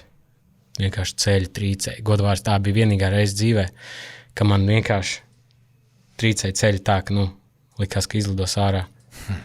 Bet, to neredzēja cilvēki, un tādā ziņā viss cool bija. Un man vienkārši sanāca tā, ka tā spriedze lielā, kas ar koncertiem, kad sākās visi konči, un tā man tur vēl ģimene bija tā, ka tētim bija veselības problēmas. Vienkārši es vēl dzīvoju pie vecākiem, un man bija sava istaba, un es dzirdu vakarā, ka tētis aiziet padzerties ūdeni, un es dzirdu, ka krīt glāze, un ka blikšķis liels. Un es skrienu no savas istabas uz virtuvi, mamma jau ir virtuvē paspējusi, un es redzu, ka mamma tur tēti uz zemes un raud, un es vienkārši domāju, manā galvā tas bija viss. Tas ir noticis, un tas ir tas, no kā es visvairāk man ir bail. Tas ir noticis. Un tad sagriezās galva vienkārši kosmosā. Paldies Dievam, ka viss bija kārtībā beigās. Tētim uztaisīja operāciju. Paldies Dievam, ka viss tagad ir kārtībā. Un man vienkārši viss tas uzklājās, viss kopā, tas overthinkošana arī. Un man vienā brīdī vienkārši mana smadzenes izdomāja, ka viss pa daudz, too much, un man sākās šausmīgas panikas lēkmes, visu laiku. Un tas bija tas laiks, ka man jābrauc uz koncertiem. Es nevaru iziet no mājas, man ir bail. Un stulbākais ir tas, ka es nevarēju, man ar vecākiem labas attiecības, un es vecākiem stāstu, un viņi vienkārši nesaprot. Un neviens mani nesaprot. Es visiem stāstu, neviens mani nesaprot. Un man likās, ka es esmu vienīgais tāds uz pasaules vienkārši, ka man širms aizgājis ciet, jo es reāli, piemēram, atbraucu, pirmo reizi man tas notika vilcienā, es kopš tā laikā ar vilcienu nebiju braucis. Lai tu saprastu, tas bija reāli 10 gadus atpakaļ, nebiju braucis vilcienu. Nē, esi vēl joprojām? Jā. Jo man bija bail braukt ar vilcienu, jo tur viss sākās, jo man likās, ka es tur nomiršu. Tad vienkārši es Rīgas centrā staigāju, turējos pie sienām, jo man likās, ka es tur noģīpšu vai nokritīšu. Šausmīgi. Un tas bija tas brīdis, kad es vienmēr, godīgi sakot, domāju, bļāviens, cilvēki, kuri, tur nezinu, pašnāvības tājas, piemēram, jā. Nezinu, cik daudz rādio var runāt par tādām tēmām, vai ne? Ka tājas pašnāvības man likās, bļāviens, cik viņi vāji un kā cilvēki. Tad tajā brīdī man pilnīgi pamainījās viedoklis. Es joprojām uzskatu, ka to nevajag darīt. Tas nav veselībai labi. Bet tā kā vienkārši es domāju, kad man tas viss bija, es reāli katru dienu modos ar tādu domu, ka ja man pēc 2 nedēļām tas nepāries, tad es neredzu jēgu. Kāds prikols? Es nevaru iziet ārā. Es nevaru aiziet, neko nevaru izdarīt. Es vienkārši fucking mīžu no visa. Man bail. Vai es esmu vecis, kuram ir bail iziet ārā. Kas tas ir? Un man vienkārši palīdzēja tas, ka es uzzināju, ka ļoti daudziem cilvēkiem, arī Latvijas mūziķiem, ir tāda problēma. Es sapratu, ka es neesmu vienīgais, un sapratu to, ka man bija tā, ka es mēģināju sev iestāstīt, ka man tā nav, un es baidījos šausmīgi, jo tas vilnis, kad uznāk ar to paniku, tad es mēģināju sev, tā kā, nē, man nav, un tā kā es ļoti baidījos no tā. Pat tajos brīžos, kad man nav tās panikas, es sāku domāt par to, ka, bļāviens, man atnāks man būs bail. Un tā kā es jau domāju visu laiku par to, ka tā kā baidījos no tā. Un man palīdzēja, ja kāds no klausītājiem šobrīd klausās vai skatās, kuram ir varbūt kaut kādas līdzīgas sajūtas tagad, tad man palīdzēja tas, ka es pats sev atzinos, ka man tā ir. Es vienkārši pateicu, ok, man tā ir. Tā kā, vajag tagad sadzīvot ar to. Vajag meklēt iespējas, kā es ar to dzīvošu. Un es nezinu, kāpēc man tas tik ļoti atviegloja tos brīžus, kad tā panika nāca. Es sāku domāt, ok, jā, viņa nāk, viņa tūlīt pāries. Tā kā, es zinu, ka pāries. Iepriekšējās reizes visu laiku pārgāja. Un tā arī tagad pāries. Un tas man palīdzēja, un katru brīdi, kad vieglāk un vieglāk palika, un ka man joprojām var uznākt kaut kāda panikas lēkme, bet viņam ir uz sekundi, 2, jo es ātri viņu atslēdzu, tāds, ok, whatever, Un, protams, arī tie, kuri skatās, kuriem ir tādas sajūtas, tas nostrādāja varbūt man, bet ja jūs šobrīd jūtaties tā, meklējiet kaut kādus speciālistus, kuri var jums palīdzēt. Un galvenais ziniet, ka jūs neesat vieni un jūs neesat sajukuši prātā. Noteikti. Jo tas ir pilnīgi, es zinu, ka ļoti daudz cilvēks, kuriem tā ir, tā kā neviens vēl no tā nav nomiris, tas ir pats svarīgākais to saprast. Un tā panika uznāk, viņa arī aizies prom. Sorry par... Forši, nē, kad tu to izstāsti. Tici man, tu tik daudziem palīdzēsi ar šito lietu. Es esmu vairāk kā pārliecināts. Vēl jau vairāk vienkārši, ka tiešām sabiedrībā zināms cilvēks to pastāsta. Tas ir vispār vēl cits levels, jā. Tā ka tiešām sirsnīgs paldies, ka tu atvēries un pastāstīji. Un jā, kā tu arī minēji, meklējiet pēc palīdzības. Tas noteikti ir nepieciešams un jūs neesat vieni, kā tu pareizi arī saki. Tas ir vispār pats svarīgākais to saprast, tāpēc, ka tajos brīžos var sajusties ļoti vientuļi. Un, ziniet, ka tā vienkārši... mēs dzīvojam tagad tādā laikmetā. Pārāk daudz informācijas mēs saņemam, pārāk daudz problēmas. Cilvēki salīdzina sevi ar citiem, skatās Instagramā, redz, ka tur, 16-gadīgs džeks brauc ar Lambo. Tas džekiem ļoti raksturīgi, es teikšu, arī man tas bieži vien tā kā, es domāju, bļāviens, man ir 30 gadi. Es redzu, tur visi pelna tādu piķi, un es nē. Tā kā kaut vai īstenībā es varētu nomierināties un tā kā, vienkārši nevajag salīdzināt sevi ar citiem, jo katram ir savs liktenis, katram ir savi apstākļi, tas ir vispār, tu vari, tur 5 sekundi vēlāk, tev būs pavisam cits ceļš ejams. Un, varbūt arī tās bildītes, ka mēs redzam, ka cilvēkiem tur viss superīgi ir, tas nevienmēr tā nozīmē, un bieži vien ir tā, ka tā nav. Es zinu ļoti daudz cilvēkus, kuriem ir finansiāli superīgi viss, bet dzīvē viņiem viss ir slikti. Un viņi varētu samainīties ar jebkuru no mums ar dzīvēm bez mazvai. Tā kā nevajag sevi salīdzināt, nevajag overthinkot, nevajag sev spiest kaut ko un un sportojiet, tas arī īstenībā ļoti palīdz. Jā, tas ir. Veselā miesā, vesels gars, nevelti tāds teiciens ir. Jā, ejiet dabā, svaigā gaisā. Lai neizklausās tagad pēc super hipija, bet, piemēram, noteikti katram cilvēkam ir kaut kādas savas vietas, kur viņš jūtās tā kā piederīgs. Man, piemēram, kā jūrmalniekam, tā ir jūra. Es, kad biju tā kā mazāks, es naktīs gāju vienkārši staigāties pa jūru. Zinu, gaismas nav. Tev acis sākumā neko neredz, tev ir tumša bilde, pēc tam tev acis pierod. Un tu redzi vienkārši, jūru un smiltis, viss tāds klusums, un man šausmīgi tas, es jūtos tā kā mājās bez mazliet, zinu. Un vienkārši meklējiet, ja kādam patīk mežs, ejiet uz mežu un elpojiet. Jā. Man arī mežs patīk. Tev patīk Lietuvā staigāties? Jā. Es gan sen neesmu to darījis, bet Bet tad, kad sanāk, vai ja es pieķeru sevi pie tās situācijas, ka ir, pirmkārt jābūt laikam, ka tu neesi izmirti. Ka tev varbūt arī nav kaut kur jāskrien. Ka tu vari izbaudīt to mirkli, kad tu esi es bez mazā zinu, man ir tā dažreiz, ka, piemēram, es vienkārši tur nezinu, eju mājās, un es diezgan tādā raitā solītī vienmēr staigāju. Bet, kad lietus ir, un man jāiet mājās, un man nav kaut kādas lietas, kas man jādara, es piebremzēju, un es tā lēnītēm eju un čiloju. Un es atceros, mēs vienreiz gājām no kaut kādas dzimšanas dienas ar vecākiem, ar māsu, mammu, tēti, un sākās nenormāls lietus. Nenormāls, tā, kad... Un mans tētis saka, ejam pastaigāties pa mežu, tā kā Lietuvu. Mamma aizgāja mājās, un mēs trietā, es māsu un tētis aizgājām vienkārši pa mežu staigāties, pa dūbļiem, pa visu, vienkārši tā nokaifām. Man joprojām tas sēž atmiņā, es biju sīks, un man joprojām sēž atmiņā kā viena no tādām foršākām lietām, ko tā kā, jā, tur kaut kāda maģija ir, tā kā dabu jāizmanto un dabu jāmīl. Tu Ženi, man liekas, tu tik citādāku savu šķautni rādi pie manis podkāstā, nekā varbūt tev ir pieraduši cilvēki redzēt un dzirdēt, un tas ir tik krūti. Klausies, es tev piedāvāšu tātad tavus Žaņa Pavlovska 5 zelta likumus 2018. gadā, kurus tu biji teicis kādā intervijā.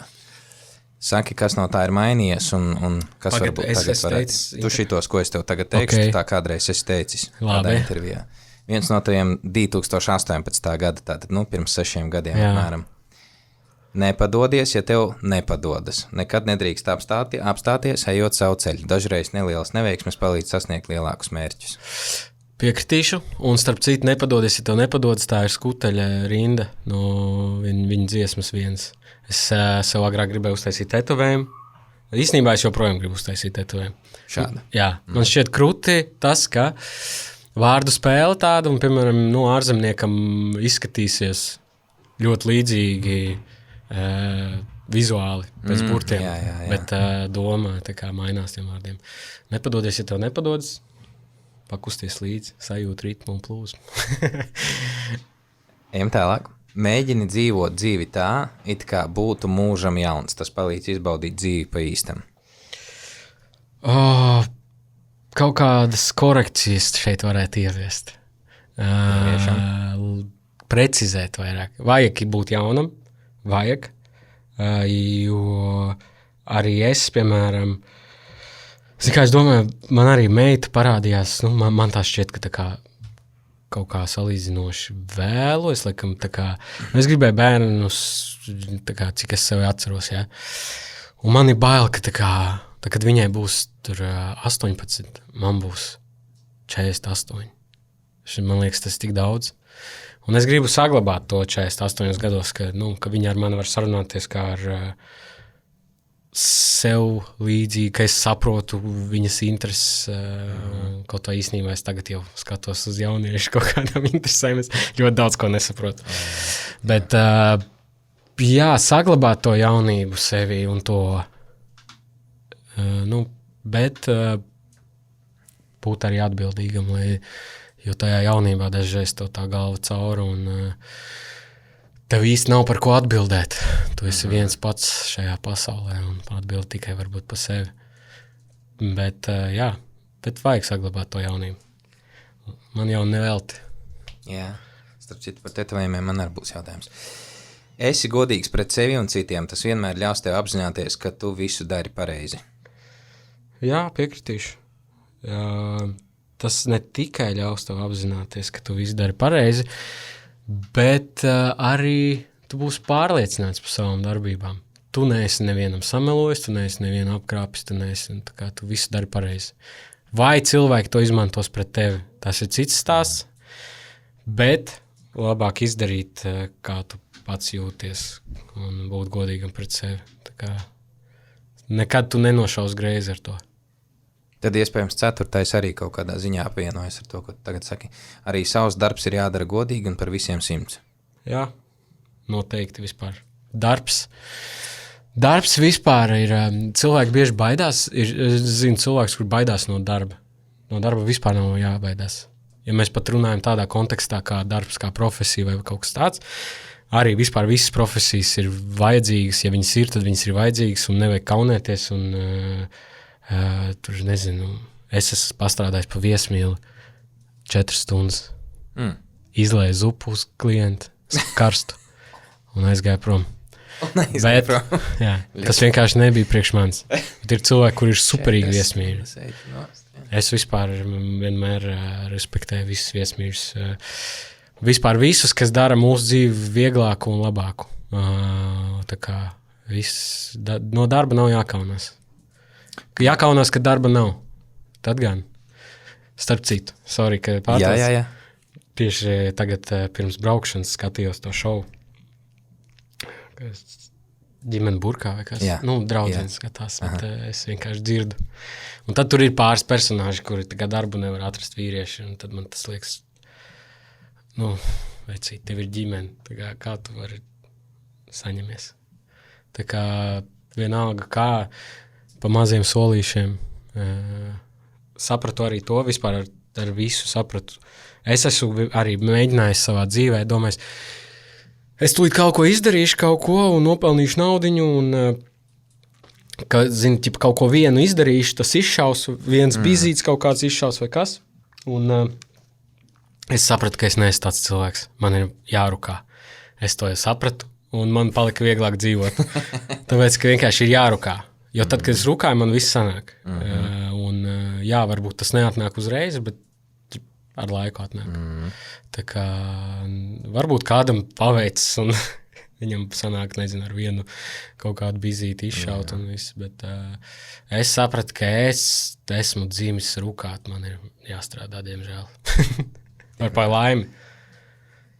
Man ļoti patīk tas, ko tu pateici par to profesiju. Tad, ja tāda ir, tādu vajag. Protams. Tas ir ļoti labs. Tāds kolts. Jo, ja viņa nebūtu, tad, jā. Tā ir. 5. Varbūt ir mainījies, bet saka, ja nav. Pabaro un izved pastaigāties suni.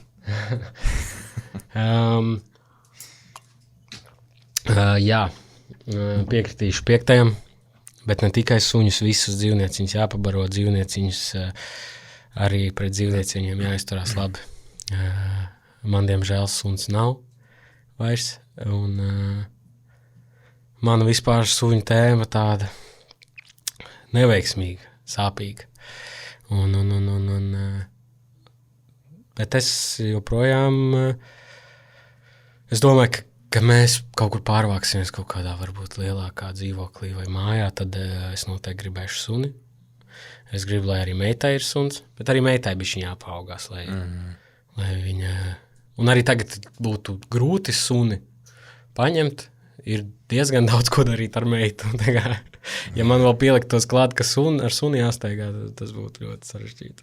Tad es neizpildītu savu to 5. zelta likumu. Tā kā jā. Paēsta, bet aizmirst izvest ārā. Jā. Par tetovējumiem. Tev ir ļoti daudz visādi interesanti tetovējumi. Interesantās vietās, es teikšu, pat uz plaukstas. Jā, uz abām. Uz abām. Nenožēlo nevienu no tiem tetovējumiem. Kakls, jaunība. Es īstenībā dīvaini varbūt tas, ka es overtinkoju dzīvē daudz ko, bet es nekad nenožēloju neko. Es nezinu, kas tas par... Dīvaini. Tas ir ļoti labi. Jo, skaidrs, es uz tetovējumiem skatos tā. Es saprotu cilvēkus, kuri pārdomā tetovējumus un ieliek super svarīgu jēgu tajā un tā. Tas ir ļoti viss skaisti un superīgi. Man tādi tetovējumi arī ir, bet man ir arī tetovējumi, kuriem pilnīgi nekādas jēgas nav. Man ir tetovējumi, kuras atnācu pilnīgi skaidrā pie tetovētāja, man bija pieraksts, un es nezināju, ko taisīt, un es izdomāju uz vietas. Tā kā tas ir interesanti. Jaunība bija pārdomāts. Šeit arī bija pārdomāts. Man vienkārši likās smieklīgi. Vieta miķim, vieta piķim. Jaunība, kāpēc jaunība kājām gaisā? Tāpēc, ka, pats saprot, jaunība ir kājām gaisā un viss tāds. Un man liekas, ka forši tas tetovējums strādās vecumdienās. Viņš būs forši vecumdienās. Jā. Un Dievs dod nodzīvot līdz vecumdienām, un es ceru, ka es kaut kādos, nezinu, 70 gados varēšu uztaisīt portretu foto ar jaunību tetovējumu. Gribētu vecs ar krunkām, bet jaunība. Un man ir te zīmolīts, kas raksta repu. Nu, tā kā tur ir zīmolīts un uzraksts reps. Un viņš tur tādu papīrīti, kur ir mūsu albuma nosaukums. Viss kaut kas man ir. Bet es tā, zin kā, man liekas, ka tetovējumi personīgi man ir vienkārši tāds kā, zin, ķipa skolas žurnāls, tu tā kā atzīmējies kaut kādas posmas periodus dzīvē. Tu vienkārši paskaties un tu atceries arī sliktos laikus, labos laikus vai ne, nu, visādi kaut kādi notikumi un tā tālāk. Es tevi saprotu. Tā kā, jep. Visa roka tu vari simbolizēt. Es vispār, ja tu man tagad prasītu, vai es darītu citādāk, tā kā, ja man būtu tagad tīrs ķermenis, es varbūt darītu citādāk, es laikam visu taisītu vienā stilā. Tas ir viens. Bet es nenožēlu, man nav galīgi tā, ka man te ir sunīts, kas dzer kafiju. Kā var kaut ko tādu nožēlēt?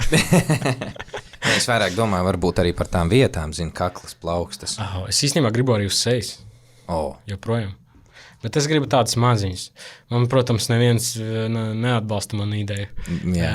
Bet man ir tāds, tā kā kaut kādā ziņā, nezinu, nopelnīšu konkrētu naudas summu un uztaisīšu. Lai man vismaz ir ko parādīt. Nu, vecākiem, ziniet kā. Vecāki vienmēr, mana mamma joprojām cer, ka es būšu Latvijas prezidents. Tu iedomājies? Un viņa man, kad es taisīju pirmo tetumējumu, viņa uzreiz pateica, nu viss, nevarēs būt prezidents. Un viņa saka, bet mammu, kā tas ir? Tā kā, ja mani neizvēlēsies par prezidentu tikai tetuvējumu dēļ, tad tas viss, tā kā tam visam nav jēga. Jā. Jo tetovējums nedefinē mani kā cilvēku vai personību, vai ko es spēju izdarīt. Un es viņai saku, priekš kam tad man vajag būt par prezidentu, ja viņi man neievēl tikai tetovējumu dēļ. Tā kā, bet es domāju, ka pienāks laiks, kad arī būs tetovēti prezidenti. Un, Protams, noteikti. Es domāju, ka tagad, mums bija tagad tā, tētim dzimšanas diena, bija daudz radi. Un tad es satiku tur sen nesatiktos radus, kur jau tāda vecas paudzes, tur un jūrnieki un viss tāds. Tad mani paņēma aiz rokas, saspieda man roku, pateica, tu zini, ka man nepatīk. Es saku, es saprotu. Viņš teica, bet tā vajag? Es saku, vajag. Nu labi. Un ciena tev Jā, skaidrs, ka nepatīk, jā, vecajai paudzē, jā. Grūtāk ar to visu. Bet es uz to, tas ir vienkārši zīmējums uz manas ādas. Jā. Tas tāpat būtu, ja nezinu, man būtu zilums. Nu, kas es pa citu cilvēku būtu, ja man zilumu kāds uzsistu. Nē, cilvēks tāds pats paliek. Vai arī, nezinu, tur cilvēki zaudē, nezinu, tur pirkstus, rokas, kājas. Viņi taču paliek tādi paši cilvēki. Jā. Tas ir vienkārši izskats. Nu, es jau to daru sev, man tā ir vieglāk. Varbūt es pilnīgi apzinos to, ka varbūt tā ir kaut kāda aizsarga mehānisms pa visu to, ko es tev iepriekš stāstīju. Varbūt tas ir tāds, zini, es sev uzlieku arī kaut kādu masku, kā tu teici pirms tam. Man patīk tas. Nezinu, vēlams viņi zina, kā tur ir īstenībā. Bet es nenožēloju, tas svarīgākais. Kā tava dāma uztver to, ka tu esi atpazīstams? Kā jūs vispār sadzīvojat? Tādā ģimenes kontekstā ar to, ka tu esi zinām persona, ka tu esi no es domāju, tas baigi netraucē. Vispār nekur tā baigi neatspoguļojas. Es pēc koncertiem braucu mājās kā pieklājīgs cilvēks. Viņi man uzticās, viņi zina, ka es nedarīšu blēņas. Un jā, nezinu, nu, tas jau tā viņai, varbūt man tā liekas, ka varbūt kaut kādā veidā ietekmē, varbūt viņa man nerāda, varbūt to, nezinu, jājautā viņai. Bet... Ja jūs, piemēram, izējat sabiedrībā, vai tu redzi, ka kāds atskatās uz tevi tagad vēl jo vairāk? Viņa redz, viņa bieži man pasaka to, ka tā kā, it sevišķi, sanāca tā, ka mēs ar viņu sākām tikties tajā laikā, kad bija bišķiņa pauzīte mums, un tā, zini, nu, ar cilvēku ar laiku aizmirst. Tas ir īstenībā labs plus, ka, tu vari tā kā iziet ārā no publiskās telpas, un cilvēki lēnītēm tevi aizmirsīs, kas ir labi, es uzskatu. Jo tādiem cilvēkiem kā es, kuram tas nevisai patīk. Es zinu to, ka es tā kā mierīgi varēšu beigt savu mūziķa karjeru, piemēram, un ar laiku visi aizmirsīs mani. Tas ir labs plus. Bet tad, kad sākām mēs tā bišķi aktīvāk atgriezāmies pie visa, tad viņa man teica, ka tā kā viņa super to pamanīja, jo redz, viņai bija tas posms, kad mēs iepazināmies, tad viņa tā neredzēja, ka cilvēki mani atpazīst. Tagad cilvēki vairāk atpazīst, un tad viņa tā, viņa arī man tā, es nezinu, vai viņai tas traucē, bet viņa man vienkārši teica, ka viņa pamana to. Es arī pamanu, es redzu cilvēkus, kuri atpazīst, tā kā, bieži vien to var tā kā redzēt, bet nezinu. Tev tas netraucē? Tu nejūties kaut kā citādāk, kad tu esi Žanis no grupas Olas, es jūtos bet tu esi arī neērti, tētis ar ratiņiem. Es jūtos neērti, godīgi sakot. Tā kā es nezinu, kā nevis uzvesties, bet es nejūtos savādā, kad kāds atpazīst, tad man tā nevisai. Bet, ko darīt? Tā ir tāda blakus parādība, ko man patīk, kad cilvēki pie manis nāk un kaut ko, piemēram, nezinu, foršu, konstruktīvu pasaka vai nevis, zini, kā ir tā, tu noteikti zini, kā tas ir arī, kad cilvēki pienāk un uztaisa bildi, bet tu tā kā apzinies to, ka tas cilvēks vienkārši uztaisīja bildi, lai, nezinu, aizsūtītu kādam parādītu, bet viņam īstenībā, varbūt viņš tur neseko baigi tavai darbībai. Un tad man liekas vienkārši, priekš kam tad to bildi vispār vajag. Vai arī es vispār kopumā domāju, priekš kam to bildi vajag. Es labprāt parunātos ar cilvēku. Es varu savu laiku, savu laiku tērēt, lai parunātos labāk ar kādu cilvēku, kurš man atpazīst. Es mierīgi varu tur, nezinu, ja saruna raisīsies, tur 10 minūtes nostāvēt, norunāt, nekā uztaisīt ātru bildi, kurai, jēgas nav. Tas ir tā kā tu to taisi bildi citiem, nevis sev. Bieži tas ir tā kā tās bildes tiek taisītas citiem. Bet, man patīk, kad pienāk cilvēki, kuri pasaka kaut ko foršu un forši patīkami cilvēki. Tas vienmēr ir forši. Man patika, ka man pozitīvs mums beidzās koncis, un es gāju uz otro galu, jo mums tur DJs spēlēja, un tāpēc vajadzēja iet uz citu to steidžu. Un es kamēr eju, un tur es zinu, kā es tā mēģinu iet ātri, lai nekur neapstātos, jo apstājies uzreiz bars un tā. Un es eju, un uztaisu, protams, bildes dažiem, un tad man pieskrien meitene un saka, lūdzu, piedod, es negribu tev traucēt, tā kā ļoti, es negribu, ja tu negribi bildi, tad nē, es saku, tu esi vienīgā, kas man tā kā paprasīja, vai tu man, ka tu negribi man traucēt. Un tad uzreiz man ar tādu cilvēku vispār nav problēma, man patīkami ar tādu cilvēku uztaisīt bildi. Tas tā, es nezinu, varbūt skan kaut kā iedomīgi vai kaut kā, bet es saprotu arī cilvēkus, kuri grib tās bildes, bet, es uzreiz saku, ka man tās bildes nepatīk. Es viņas uztaisīšu, bet man nepatīk. Esi kādreiz atteicis? Esmu, jā. Un tas vienmēr ir sarežģīti un grūti, un man ir kauns, jo mums vienam jāskrien uz konci, vai man ir jābrauc mājās, ko cilvēki, piemēram, arī neapzinās. Jā. Tas ir tas, ko es to teicu. Cilvēki nezin, kas ir aiz tā cilvēka. Viņam ir savas lietas, ka viņam jābrauc mājās vai vēl kaut kas, vai citas darīšanas.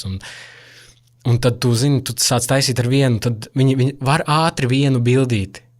Tas skan vienmēr, var ātri vienu bildīt, bet tas nebeidzas ar vienu bildīt. Jo uzreiz, kad tu apstājies un taisi ar vienu cilvēku, pieskrien vēl 5. Un tad tas ir ļoti ilgi, un tāpēc vieglāk atteikt vienam un aizskriet fiksi prom, ja tev jāsteidzās kaut kur. Bet es dažreiz arī tad, kad man nav jāsteidzās, es tā kā atstrādāju to, kuriem es atteicu, es atstrādāju, lai, bet, grūti, es arī saprotu tos cilvēkus, bet gribās arī, lai cilvēki bišķiņ vairāk saprot. Bet vienmēr var taisīt bildes ar Reiku. Viņam patīk. Yeah. Taisiet bildes ar Reiku, viņam ļoti patīk. Tagad iegāzu viņu laikam.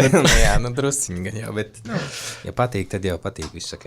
Varbūt vēl drusciņi atgriežoties pie olām un tāds... Izstāsti, kas notika tajā posmā, kad jūs bijāt tā kā paņēmuši pauzi? Vai tā bija, jo nebija arī gluži tā, ka jūs bijāt paņēmuši pauzi, tur jūs tāpat darbojāties, tāpat kaut kas bija, kaut ko jūs izlaidāt. Kas tā bija par pauzi, kas tur notika? Un tad pēkšņi atgriežaties ar dzīvot kaivs, kas ir atkal riktīgs, jā, bengeris, un iespējams pat pārspēja vēl iepriekšējos visas tās foršās dziesmas, kas bija tajā laikā. Nārnie vispār, crazy. Saule aust. Tagad atskatoties uz to visu, man šķiet, ka tas vienkārši bija,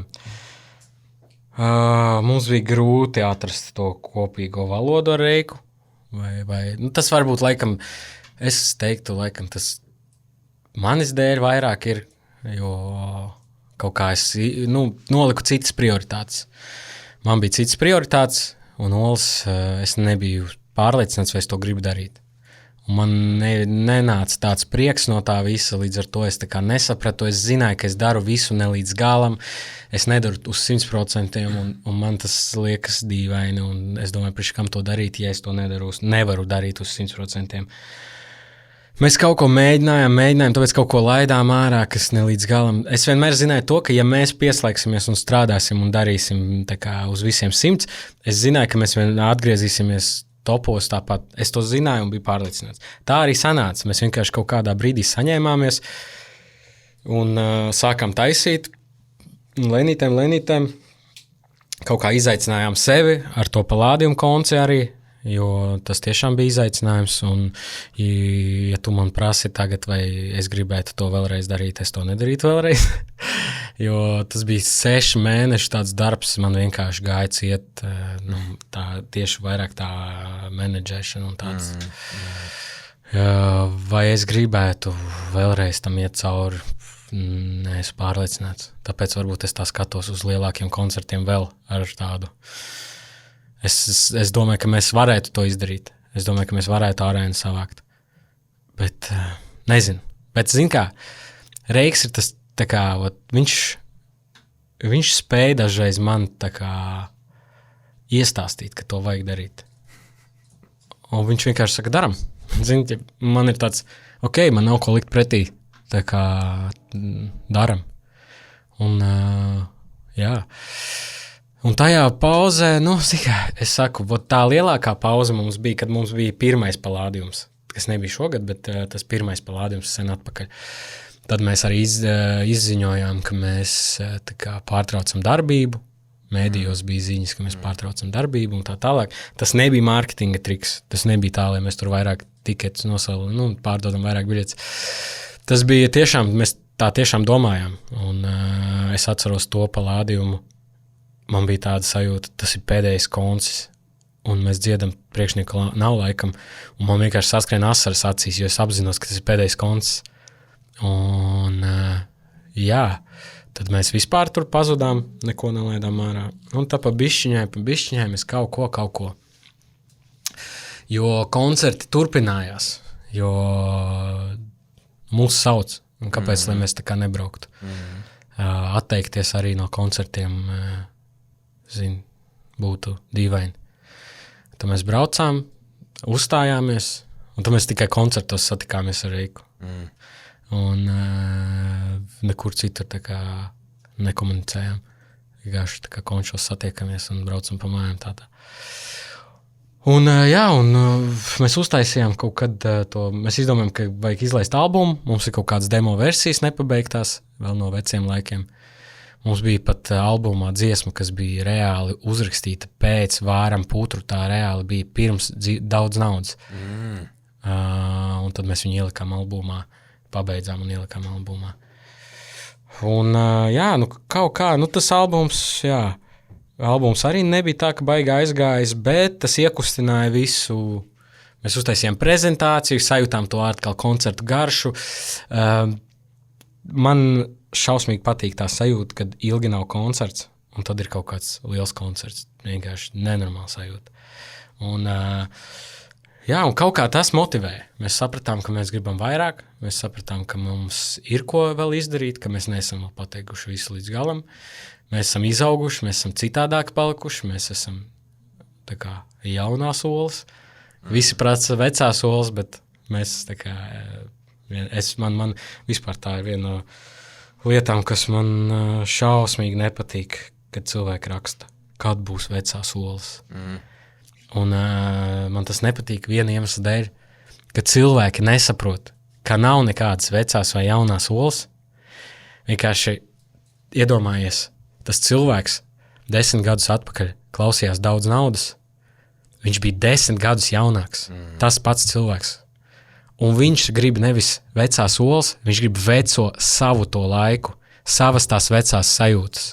Kad viņš bija jauns 10 gadus atpakaļ. Tu jau pats arī sapratīsi, ka, kad bērnībā tu, piemēram, esi klausies kaut kādu mūziku, tu tās dziesmas klausies, tev dod tās pavisam citas sajūtas. Tāpēc, ka tu asociē savu kaut kādu laiku, tu asociē to dziesmu ar sevi, un mēs nevarēsim uztaisīt kaut kādu dziesmu, ar ko tas cilvēks asociēsies. Un līdz ar to nav. Jo, ja mēs tagad izlaistu dzīvoju pie mammas, vecās olas, viņa neaizietu nekad mūžā.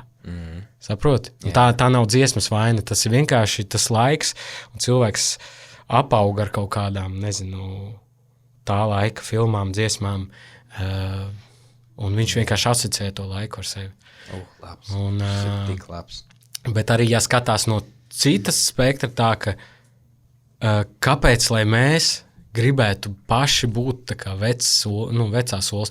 Tam nav nekādas jēgas. Ja mēs būtu sēdējuši tā laika līmenī un taisījuši tā laika līmeņa dziesmas, mēs 10 gadus nebūtu uz skatuves. Mēs esam 10 gadus uz skatuves pateicoties tam, ka mēs mēģinam mainīties un eksperimentējam. Kas man patīk, ka Reikam arī ir tas, ka viņš grib kaut ko jaunu darīt, ka viņš grib kaut ko, jo man šausmīgi patīk tieši eksperimentēt ar mūziku, kaut kā skanējumu mainīt arī. Nārnī jau sākumā neaizgāja. Nārnī aizgāja pēc mēneša tikai. Un sākumā mums visi komentāros rakstīja, ka tas ir vienkārši, kas tas ir. Jo tas bija kaut kas jauns priekš, skanējuma ziņā. Un jā, tā kā man patīk kaut ko tādu darīt. Un es ceru, ka mēs turpināsim tā kā taisīt uz to, ka mēs turpināsim augt. Nav jēga neaugt, tā kā tam nav progresa un nav jēga. Un to arī var redzēt daudzos mūziķos, kuri tie izšauj un pazūd. Jo viņi nespēja pielāgoties laikam, viņi nespēja augt, un viņi vienkārši sēž uz tā viena hita, un viņi vienkārši nezina, kā viņiem tālāk kustēties, un visi viņus asociē, ka viņi ir viena dziesma, un tad viņi mēģina atkārtot to dziesmu vienu, un tā ir vienkārši kopija, un viss. Un visi lielie mākslinieki aug un eksperimentē, paskaties uz Kaņē, viņš visu laiku kaut ko jaunu izdara. Un varbūt sākumā cilvēki nesaprot, pēc tam citi mūziķi taisa tā kā Kaņē. Un tā var teikt par visiem lieliem mūziķiem, kuri joprojām ir uz skatuves, jo tici man, tā kā izšaut un tā kā kļūt zināmam vai, es nezinu, populāram, piemēram, vai uztaisīt hitu, ir super easy. Grūtākais ir tā kā atkārtot to pašu veiksmi vai izaugt, vai arī mūsu gadījumā mēs vispār tā kā nokritām uz leju, un mēs no pašas lejas atkal tā kā vēl pārspējam vēl pat savus kaut kādus rādītājus. Tā kā tas ir svarīgākais, man nevis fokusēties uz to, kā bija agrāk. Protams, kā agrāk zāle bija zaļāka un viss bija labāk, vai ne? Bet tā vienmēr mēs domāsim. Pēc 10 gadiem mēs tagad, ja tagad šķiet pasauli vispār iet sviestā, vai ne? Un kari un cilvēki dīvainas lietas izpilda un cilvēki, nezinu, sevi tur identificē par jebko un tā tālāk. Liekas, ka vienkārši, pēc 10 gadiem, es domāju, mēs skatīsimies šito laiku un domāsim, cik bija labi. Ļoti iespējams, ka tā, jā. Tā kā Bet vispār kaifs ir izpildīt vēl vecās dziesmas? Jā, man vispār patīk. Man patīk Man patīk mūsu dziesmas. Man nepatīk varbūt kā viņas skan tieši mani panti. Jo es tagad būtu viņas labāk ierakstījis. No jā, protams. Man ir krinžīgi bišķiņ klausīties, jo es atceros, es stāvēju pie Miķa pārbijies. Tikai es zinu, ka es labāk būtu ierakstījis. Tas ir viens, bet izpildīt patīk. Man nepatīk, kad slēdz dziesmas kaut kur es esmu. Tas man nepatīk. Es zinu, tā sajūta. Jūs laiks mols, un tāds, tikai es zinu, tā sajūta. Un, kādiem saviem vidzikiem, piemēram, jā. Bet izpildīt patīk. Es domāju, ka vispār, piemēram, dziesmu priekšnieku nav. Es uzskatu, ka tā būs tā dziesma, kas zaļumballēs skanēs, kad es būšu vecs, un es atnākšu uz zaļumballu un viņa skanēs. Jā. Tāds vismaz man tā gribētos vismaz. Un es redzēju komentāru TikTokā, bija uzrakstījis kāds, nomirs Nārnī, nomirs Olas, un man ir tāds vecīt. Tā kā mēs esam tiešām tā grupa, kurai nevajadzētu tā kā pārmest par, mums nav tikai Nārnī. Mums tā kā, es uzskatu ļoti daudz hiti un zināmas dziesmas, un mēs vienmēr ejam tālāk un uztaisam vēl hitu. Mēs nedzīvojam tā kā uz veciem lauriem un tā kā zalāniem. Precīzi. Pasaki man, kur tāda drosme vai kāpēc tāds gājiens izraudzīties iepriekš varbūt netik ļoti dzirdētu mākslinieku un paņemt iekšā tātad projektā, kas ir Olas uztaisīt featuringu, ja? Es par Esmeraldu runāju. Nevis paņemt jau kaut kādu zināmu. Es nezinu, ko es tur varu nosaukt, Patriša, vēl kaut ko, tātad uztaisīt kaut ko ar viņiem kopā. Skaties, mēs strādājam pēc tāda principa, ka mēs strādājam ar cilvēkiem, ar kuriem mums tā kā komfortabli un viegli strādāt. Es nesaku, ka tur ar Patrišu, es nezinu, kā ar Patrišu ir strādāt. Bet ar Esmeraldu mēs vienkārši, viņa bija atbraukusi pie mums mēs tādu mazu kempiņu uztaisījām pie jūras, bijām noierējuši mājiņu, tur mums ugunskurs, kamīns, un kamīns tur bija, un ārā bija lietus vējš, un mēs tos viļņus redzējām, mēs tieši pie pašas jūras bijām atraduši tādu māju, un mēs tur sēdējām tādā, viņa bija maza mājiņa, bet tāda ļoti mājīga, un tāda atmosfēra bija. Viņa atbrauc pie mums vienkārši iepazīties, bet mēs tur uzrakstījām uzreiz dziesmu Pilsēta, kas mums bija pirmā iznākusi. Viņa nebija aizgājusi, bet tur arī viņai ir tāds vibes, ka tur var dzirdēt, ka mēs tur rakstījām mazā mājiņā pie kamīna, un tāds vibiņš tur ir. Un, Esmeralda forša meitene, un viņa vienmēr gatava strādāt, viņa vienmēr ir gatava darboties, viņa ir talantīga, un mēs vispār vienmēr esam atverti, mums nav svarīgs vārds cilvēka. Man liekas, ka tieši tas ir forši, ka mēs varam izmantot savu platformu un parādīt cilvēkiem talantus. Man šķiet arī, piemēram, daudz vērtīgāk ir, ja mēs arī kaut kādā kontekstā runājam, vai mēs savāksim arēnu, vai nē. Man šķiet, ka vērtīgāk ir, piemēram, ja kāds cits mākslinieks, iedvesmosies no mums, vai arī mēs uztaisīsim, piemēram, Esmeralda savāks arēnu. Tas man šķiet daudz vērtīgāk, ka mēs esam iedevuši, palīdzējuši, nevis iedevuši ceļu. Skaidrs, ka tā kā tikai viņa pati to var sasniegt. Ka mēs vienkārši bijām klāt vai iedevām kaut kādu pirmo tādu. Un ka viņa, piemēram, savāks arēnu. Man tas liekas daudz vērtīgāks un foršāks. Līdz ar to mēs skatāmies vienkārši uz tiem jauniem. Es joprojām kaut kādā nesen intervijā arī teicu, ka producenti, mākslinieki, dziedātāji, vienkārši visi rakstiet, kuri grib ar mums strādāt, kuri tiešām grib, nevis tāpēc, ka mēs varam iedot kaut kādus klausījumus vai kaut ko tādu, kuri, jūt mūsu vaibu vai ne, un ir gatavi ar mums strādāt un grib strādāt un ir talantīgi. Sūtiet, rādiet, mēs vienmēr esam gatavi paskatīties. Jo, kā ir forši, man patīk vienkārši talantīgi cilvēki. Un redzēju Esmeralda. Es domāju, Esmeralda par sevi vēl. Es domāju, Nārnija. Es domāju, ka nebūs Esmeraldas lielākais hits. Tā kā es ļoti ceru, ka viņai viss sanāks. Super. Tā kā, jā. Bet mēs, protams, arī ar te izskanēja vārds, ar kuru mēs iespējams uztaisīsim dziesmu. Tā kā. Okay. Bet tagad mēs varam pašķitināt paši, jā. Patīt atpakaļ kaut ko. Bet, jā. Nu, iespējams. Mums nav nekas vēl tāds konkrēts, bet... Tā arī paliekam, labi. Žad, mēs pamazām tojamies noslēgumam. Kā tev liekas, cik mēs ilgi jau runājam? Pēc sajūtām? Jā. Godīgi? Nu, saki. Stundiņu. Tiešām, jā? Jā. Nu, mums stunda 40 šobrīd ierakstiet, jā. Okay. Jā. Viss kārtībā. Pirmās 10 minūtes jau visi noskatījās un vairs neskatās. Nē, beidz. Šītas podcasts iet, jā, uz Džilindžera vaibu, kur 4 stundas vienkārši var novāt. Nē, man patīk, es skatos pats, skatos ne tikai latviešu, un man patīk podkasti vispār. Pārsvarā es patērēju podkastus. Nezinu, tā iemesla dēļ, ka tur tiešām tā viss godīgāk bišķiņ, man liekas. Es īstenībā baidījos, kā būs, ka es atnākšu šeit, un tikai es domāju, vai es spēšu atvērties.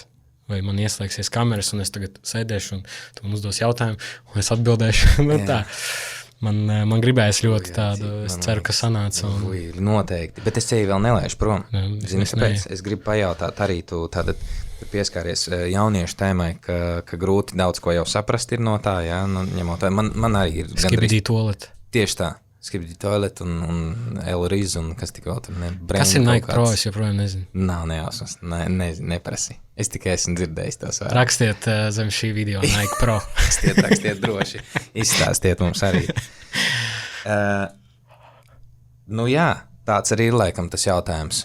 Kā tu redzi, kādi ir mūsdienu jaunieši tavuprāt? Man šķiet, ka šo jautājumu, starp citu, šautauts Marijai Driksnai no Līvāniem, viņa šobrīd tādu jautājumu, viņa ir jaunas lietu speciālisti, viņa griež tādu jautājumu ar zināmiem cilvēkiem sabiedrībā, ja viņi satiek kaut kur.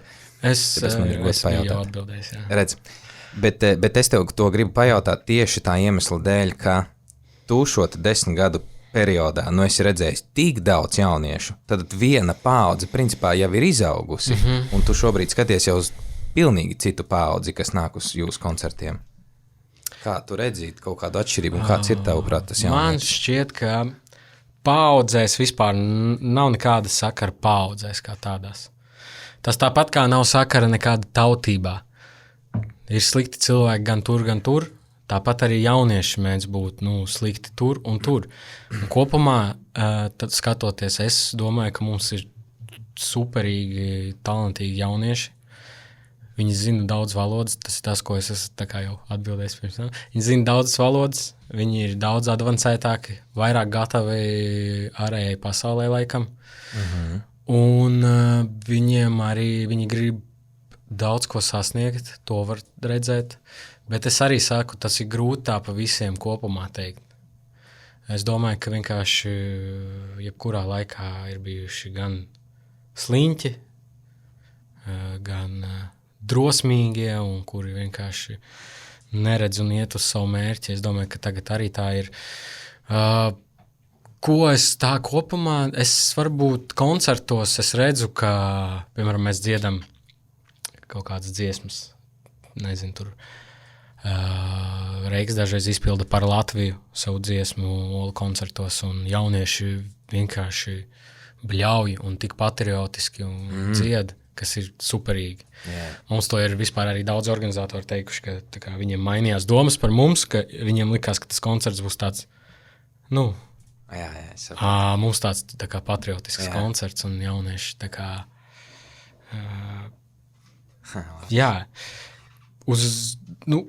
godīgi tā redzot kaut kādus jauniešus uz ielām, ko es esmu pamanījis, viņi daudz jaunieši tādi nekaunīgi. Tā varētu būt? Vai es esmu vecs palicis? Varētu. Varbūt es arī tāds arī esmu vecs. Mēs esam gandrīz vienaudži, es esmu 95. gada. Jā. Varbūt es arī tādu, es nezinu, man liekas, ka mēs agrāk vairāk cienījām tā kā pieaugušus cilvēkus, kur ir vecāki par mums. Tagad tāda sajūta, ka viņi nebaidās.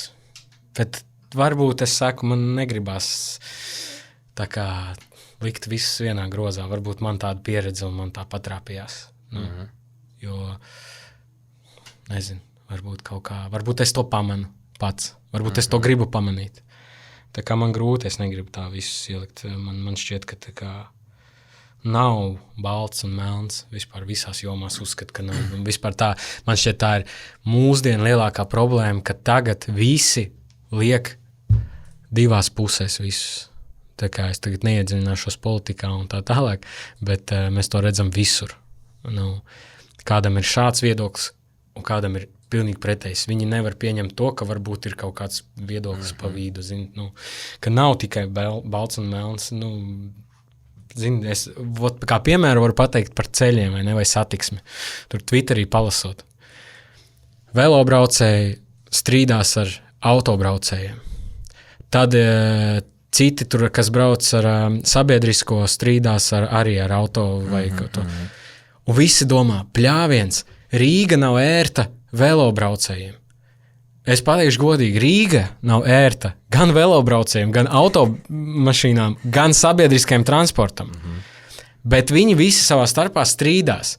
Īsnībā vienkārši tā kā, diemžēl, pagaidām, tā satiksme ir tāda, kāda viņi ir, un vai kāds saka, kas ir jādara, lai mazāk avārijas letāls būtu uz Liepājas šoseis, piemēram. Kāds saka, ka vajag 2 joslas vismaz katrā virzienā, lai, piemēram, fūras varētu apsteigt, lai nav kaut kādi apdzīšanas manevri. Es arī uzskatu, ka tā vajag. Bet tad ir cilvēki, kuri saka, ka redz kaut kādu, nezinu, Rīgā kāds ar X5 iebraucis stabā, nezinu, visticamāk bija piedzēries vai kas, un tad zem tās ziņas visi raksta, vajadzēja 2 joslas. Vienkārši iet tādās galībās, ka kāpēc, lai nebūtu tās 2 joslas? Kāpēc, lai nebūtu vairāk policijas, kas pieskata tos, kas ir piedzērušies? Scenāriji ir tik daudz un dažādi, ka nav tā, ka, es arī uzskatu, Liepājas, ja kāds klausās, vajag 2 joslas vispār. Piemēram, es esmu braucis pa Poliju daudz vai, vienkārši tu tiešām brauc un tev nevajag skatīties aiz fūres, un tev pretī vēl viena fūre. Skaidrs, ka mēs visi tagad varam braukt vienā ātrumā, kā brauc fūre. Nav problēmu. Okay? Ja tas glābs dzīvības, es esmu gatavs braukt zem atļautā, ja tas glābs dzīvības, bet kā rāda statistika, tas neglābi dzīvības. Jo tāpat būs kāds, kurš vēlēsies tagad kolonu apdzīt, kas būs vēl bīstamāk. Tas ir tāds, un dzīvē visi tie scenāriji, viņi ir dažādi, un nedrīkst tā kā pieņemt vienu pozīciju un tagad mēģināt iet to te. Tā kā, un arī ar jauniešiem ir pilnīgi tas pats. Varbūt kāds, nezinu, es nesaprotu, kas ir šī skibidī toilet, vispār, man tas liekas vienkārši kas. Bet tas jau nenozīmē, ka tie bērni, kas to skatās, ka viņi visi tagad ir metami kaut kur un ka viņi visi ir stulbi. Tā taču nav. Līdz ar to tā, nezinu, man šķiet, ka mums ir forši jaunieši. Tā kā nav tik slikti, kā visi varētu domāt. Es domāju, ka mums ir diezgan forši jaunieši. Un uz katru slikto jaunieti, es domāju, ka ir vismaz 2 labi jaunieši. Un nav fakts, ka tas sliktais jaunietis arī paliks par labu jaunieti. Ka tie 2 labie iemācīs ar savu piemēru to slikto. Tā kā es domāju, nav nemaz tik slikti. Latvijā ir nākotne. Ir. Un noslēdzošais jautājums, ko es vienmēr visiem prasu, ir, kam tu tici? Kas priekš tevis ir augstāks spēks? Dieviņš? Vai tu manifestē? Kas ir tas, ir tavs augstākais spēks? Ja vispār ir? Es esmu kristīts. Es vienu brīdi, kad biju jaunāks, man bija krustiņš, un es vienu brīdi novilku to krustiņu. Un savā galvā visu laiku domāju, ka tā kā es esmu 100% ateists, tā kā Dieva nav. Kaut kā laikam ejot, Man it kā nekas tā kā slikts nenotika, jo parasti cilvēki sāk ticēt Dievam, kad kaut kas slikts notiek. Es laikam sāku, man grūti teikt, ka vai es ticu Dievam, bet es noteikti saprotu, ka, man šķiet, ka viss nav tāpat vien, tā kā, un ka kaut kāds augstāks spēks visticamāk ir. Es to jūtu kaut kādos brīžos, piemēram, es redzu, ka tad, kad es cenšos kaut ko darīt, ka man tas atmaksājas un atnāk no kaut kādas citas puses pilnīgi. Bet ja es, piemēram, padošos un nedarīšu neko, man tieši vienkārši viss sāks palikt slikti. Un man tāda sajūta, ka kāds bez maz vai vēro un tevi apbalvo par tavu kaut kādu centību vai par tavām labām lietām vai kas. Un tad pienāca laiks, es nezinu, kāpēc, man it kā viss bija labi, bet es mammai teicu, tu vari man to krustiņu atpakaļ atdot, es gribu atkal nesāt krustiņu. Un zini kas? Viņš pazuda kaut kur. Nevarēja atrast mājās nekur. Tā kā es plānoju iegādāties krustiņu jaunu, un lai varētu nesāt. Grūta arī tēma, redz, arī nevar likt kaut kādās tādās, būtu dīvaini, ja mēs būtu vieni, vai ne? Šīs pasaules. Būtu ļoti dīvaini. Es domāju, ka tu arī piekritīs, ka tev dzīvē noteikti arī ir bijuši momenti, kad tu domā, ka nevar tā būt. Kāda tam visam nebūtu jēga? Jo tu paskatīsies pasaulē, katrai lietai ir jēga, ka mēs arī par profesijām runājam, ja vienkārši tās profesijas nebūtu, ja viņi nebūtu vajadzīgi. Tā arī pa katru, pa jebkuru lietu tu vari atrast jēgu tam. Un tagad pēkšņi šajā lielajā zemeslodē, kura sastāv pilna no visām lietām, kur ir jēga, tad pēkšņi mēs dzīvojam bezjēgā. Dīvaini. Tāpēc es domāju, ka būtu stulbi, ja nebūtu jēgas tam visam. Kas mēs dzīvojam paši sev, priekš sevis, tā kā vai kaut kādas savas lietiņas bīdīt un būt, tā arī dīvaini. Arī dīvaini, jā, taisnība. Un arī cilvēki tik atšķirīgi ir un dažādi, arī dīvaini. Jā. Katrs iet uz kaut kādu savu, kādam ir mērķis tur padarīt pasauli labāku, kādam kā Ilonam vajag aizceļot tur uz Marsu un domā par tādu. Es, piemēram, par tādām lietām vispār nedomāju. Man nevajag aizceļot uz Marsu. Saprot? Jā. Bet būtu dīvaini, ja nebūtu tāds kā Ilons, kuram tātad arī tam ir jēga. Jā. Līdz ar to, šķiet, ka kaut kas ir. Kaut kas ir. Es domāju, ka arī, ja mēs atgriežamies par to, vienkārši jādzīvo godīgi. Jādzīvo īstenībā tā, ka kāds skatās uz tevi. Vai arī dzirdēju kaut kur internetā, ka jādzīvo tā, it kā tevi filmētu visu laiku kāds. Lai nedarītu ne blēņas, nezinu, tur ārpus durvīm vai kaut ko. Man, piemēram, besīgi, ka cilvēki piemeslo vienkārši dabu vai vienkārši nomet cīgu vai nospļaujās vai vienkārši kaitina. Es domāju, priekš kam? Tu vari to tikpat viegli neizdarīt. Tev nevajag to darīt. Vai ne? Jā. Ja cilvēki to dara.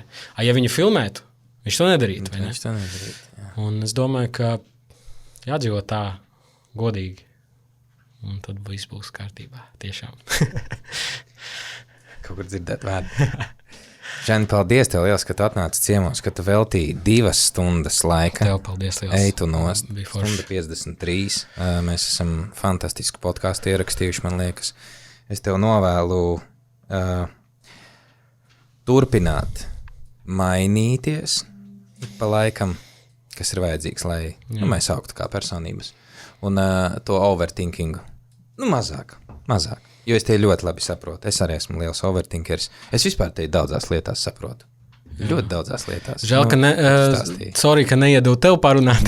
Man ļoti īstenībā gribējās arī, lai ar tevi parunāt, dzirdēt daudz ko, bet varbūt, nākamā reize. Tad, kad es nākšu uz tavu podcastu. Jā, tad es tev teikšu, atver muti. Jo reāli, man patika, es domāju, ka man tagad ilgam laikam pietiks, es varēšu tagad paklusēt kādu laiku. Paldies, liels, un es esmu vairāk kā pārliecināts, tiešām vairāk kā pārliecināts. Tas nav tikai tā, lai es to pateiktu, ka vairāk pārliecināts, ka tu kādam arī ar to, ko tu esi pastāstījis, palīdzēji un parādīsi pilnīgi no cita skatu punkta, kas ir super kruti. Cerams. Tiekamies nākamreiz. Paldies tev liels. Paldies, skatītāji. Tiekamies nākamajā Atver muti epizodē. Čau! Sirsnīgs paldies, ka noskaties šo video. Kamēr mēs visi kopā sēžam un gaidām jau jaunāko Atver muti epizodi, mans ieteikums tev ir doties uz Go3 TV platformu un uzmeklēt savus iemīļotos The Walking Dead varoņus. No 18. septembra jaunākajā seriālā The Walking Dead – The Ones Who Live tu viņus atradīsi. Jaunākajā staigājošie miroņi izdzīvojušie seriāla pamatā ir kāds aizkustinošs mīlas stāsts par 2 varoņiem, kurus ir pārveidojusi mūžam mainīgā pasauli. Viņus citu no cita ir šķīrusi nepārvarama vara, un arī katra paša pagātnes rēgi. Riks un Mišona tiek iemesti pavisam citā pasaulē, kurā nav nekā svarīgāka kā cīņa pret mirušajiem. Taču ar laiku kā mērķis kļūst arī dzīvie.